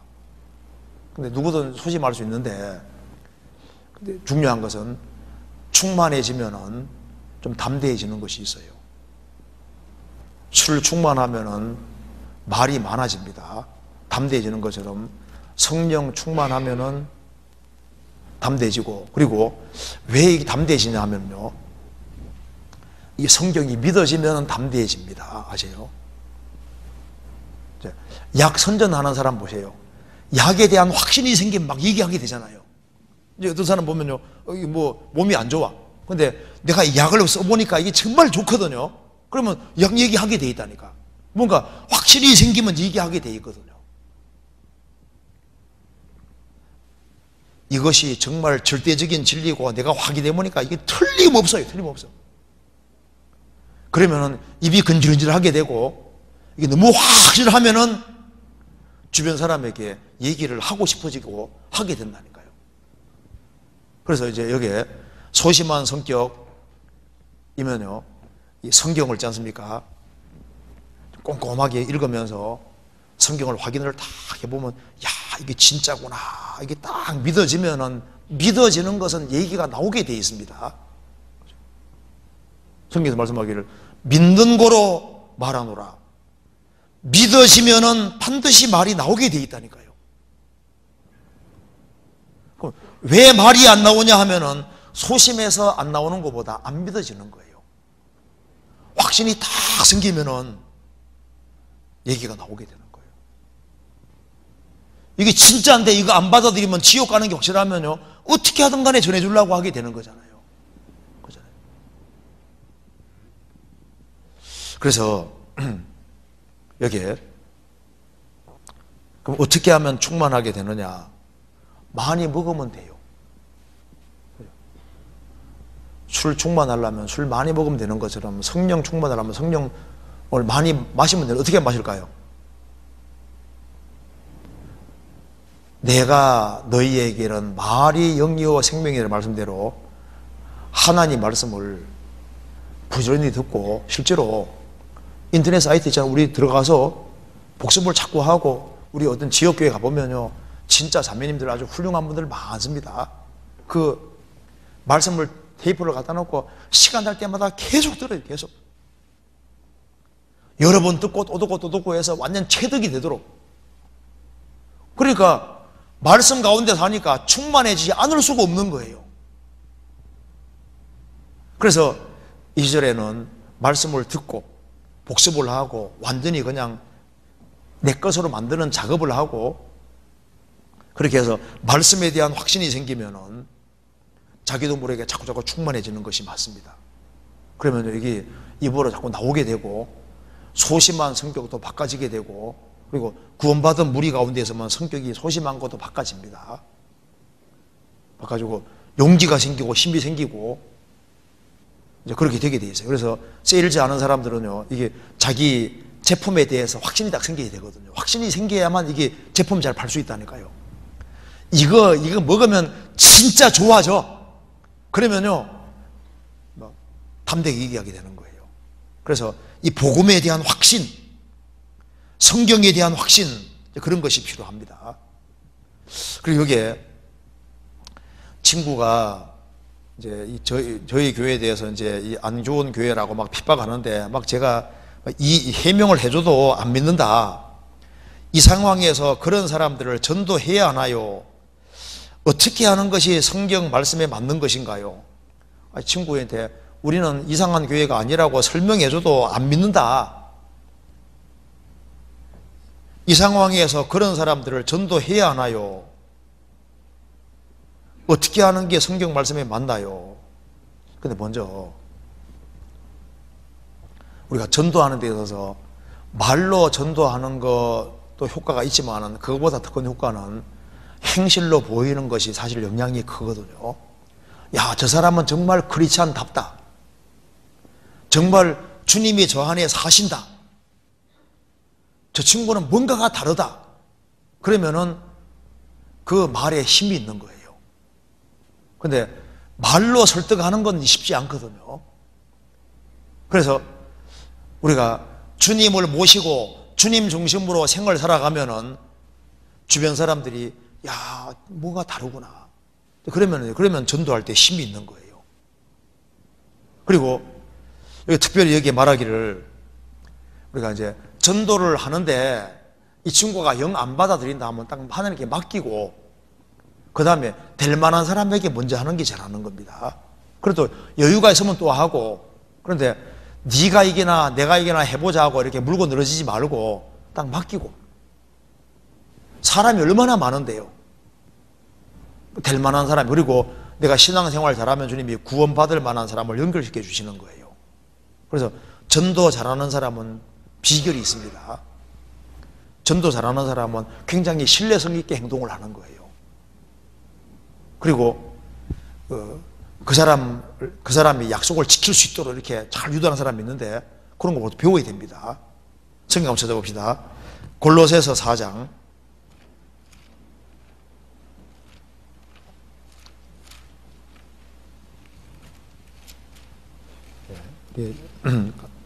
골로새 4장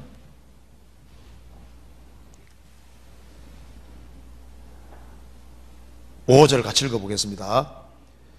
외인을 향하여는 지혜로 행하여 세월을 아끼라. 이 구원 안 받은 외인을 향하여는 지혜로 행하여 세월을 아끼라. 그래서 시간이 많지 않기 때문에 구원 받을 만한 사람, 그런 사람들에게 전도를 하고, 그리고 이걸 해명해줘도 빨리 안 받아들이는 사람은 주님께 맡기고 될 만한 사람에게 먼저 하는 것이 잘하는 걸 겁니다. 그리고 이제 마지막으로 여기 특별히 대학생들이 많이 있는데 신앙생활을 잘해야 되는데 주님이 누구에게 지혜 주는지만 마지막으로 생각해 봅시다. 성경 한번 찾아봅시다. 잠언 28장 요거 마칩시다. 요거 간단하게만 생각해 보고 마칩시다. 잠언 28장 13절에 보시겠습니다.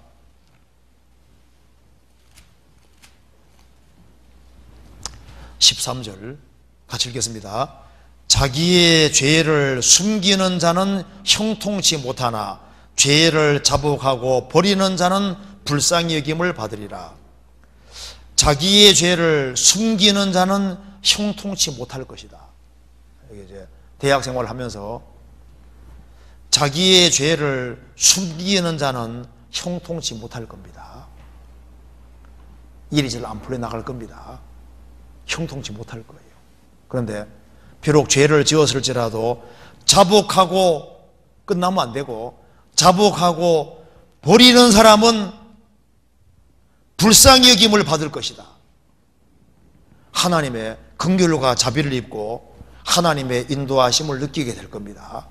그런데 자기의 죄를 숨기고 악을 고집하면은요 지혜가 없어집니다. 그거 아셔야 됩니다. 자기의 악과 죄를 고집하는 사람은 주님이 지혜를 안 주세요. 그래서 이 2절에는 하나님의 지혜를 얻어야 되는데 하나님 지혜를 얻으려면은 자기의 죄를 숨기는 자는 형통치 못할 것이다.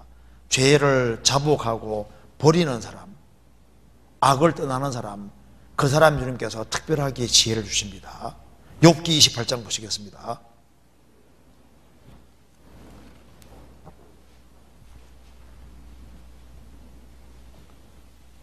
5절 28장 12절 그러나 지혜는 어디서더며 명철의 것은 어디인고. 28절 같이 읽어보겠습니다. 또 사람에게 이르시기를 주를 경외함이 곧 지혜요 악을 떠남이 명철이라 하셨느니라. 그래서 주를 경외함이 곧 지혜요 악을 떠남이 명철이니라. 그래서 이 시절에 어떻게 악을 떠날 것인가. 그래서 혼자 있으면 악으로 기울기가 쉬우니까 이 시절에 뭘 배워야 되냐 하면은 꼭 공동체. 내가 부족한 것이 보여도 자꾸 구원받은 사람들이 모인 무리 가운데 자꾸 연결돼서 이제 대학 생활을 시작하는 시점에서 이 구원받은 사람들이 모이는 무리를 이걸 우선적으로 생각해야 되가 이때입니다. 만일 이제 이 대학생들이 이 크리스찬들이 모이는 모임에 한 번도 안 빠지고 꼭 모이겠다,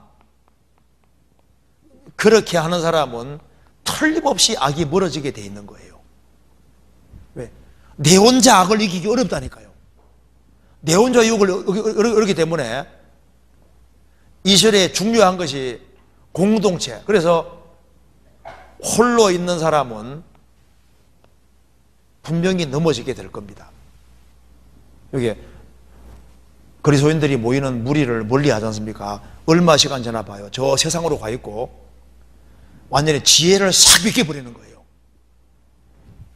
그런데 공동체 안에 있으면요, 주님이 계속 깨끗하게 해줘요. 밖에 나갔다 오면 더러운 게 들어오지만 또 모임 가운데 있으면서 또 주님이 깨끗하게 해주시기 때문에, 그래서 신앙생활을 잘하면 모임에 나오는 게 아니라 못할수록 더 나와야 되는 거예요.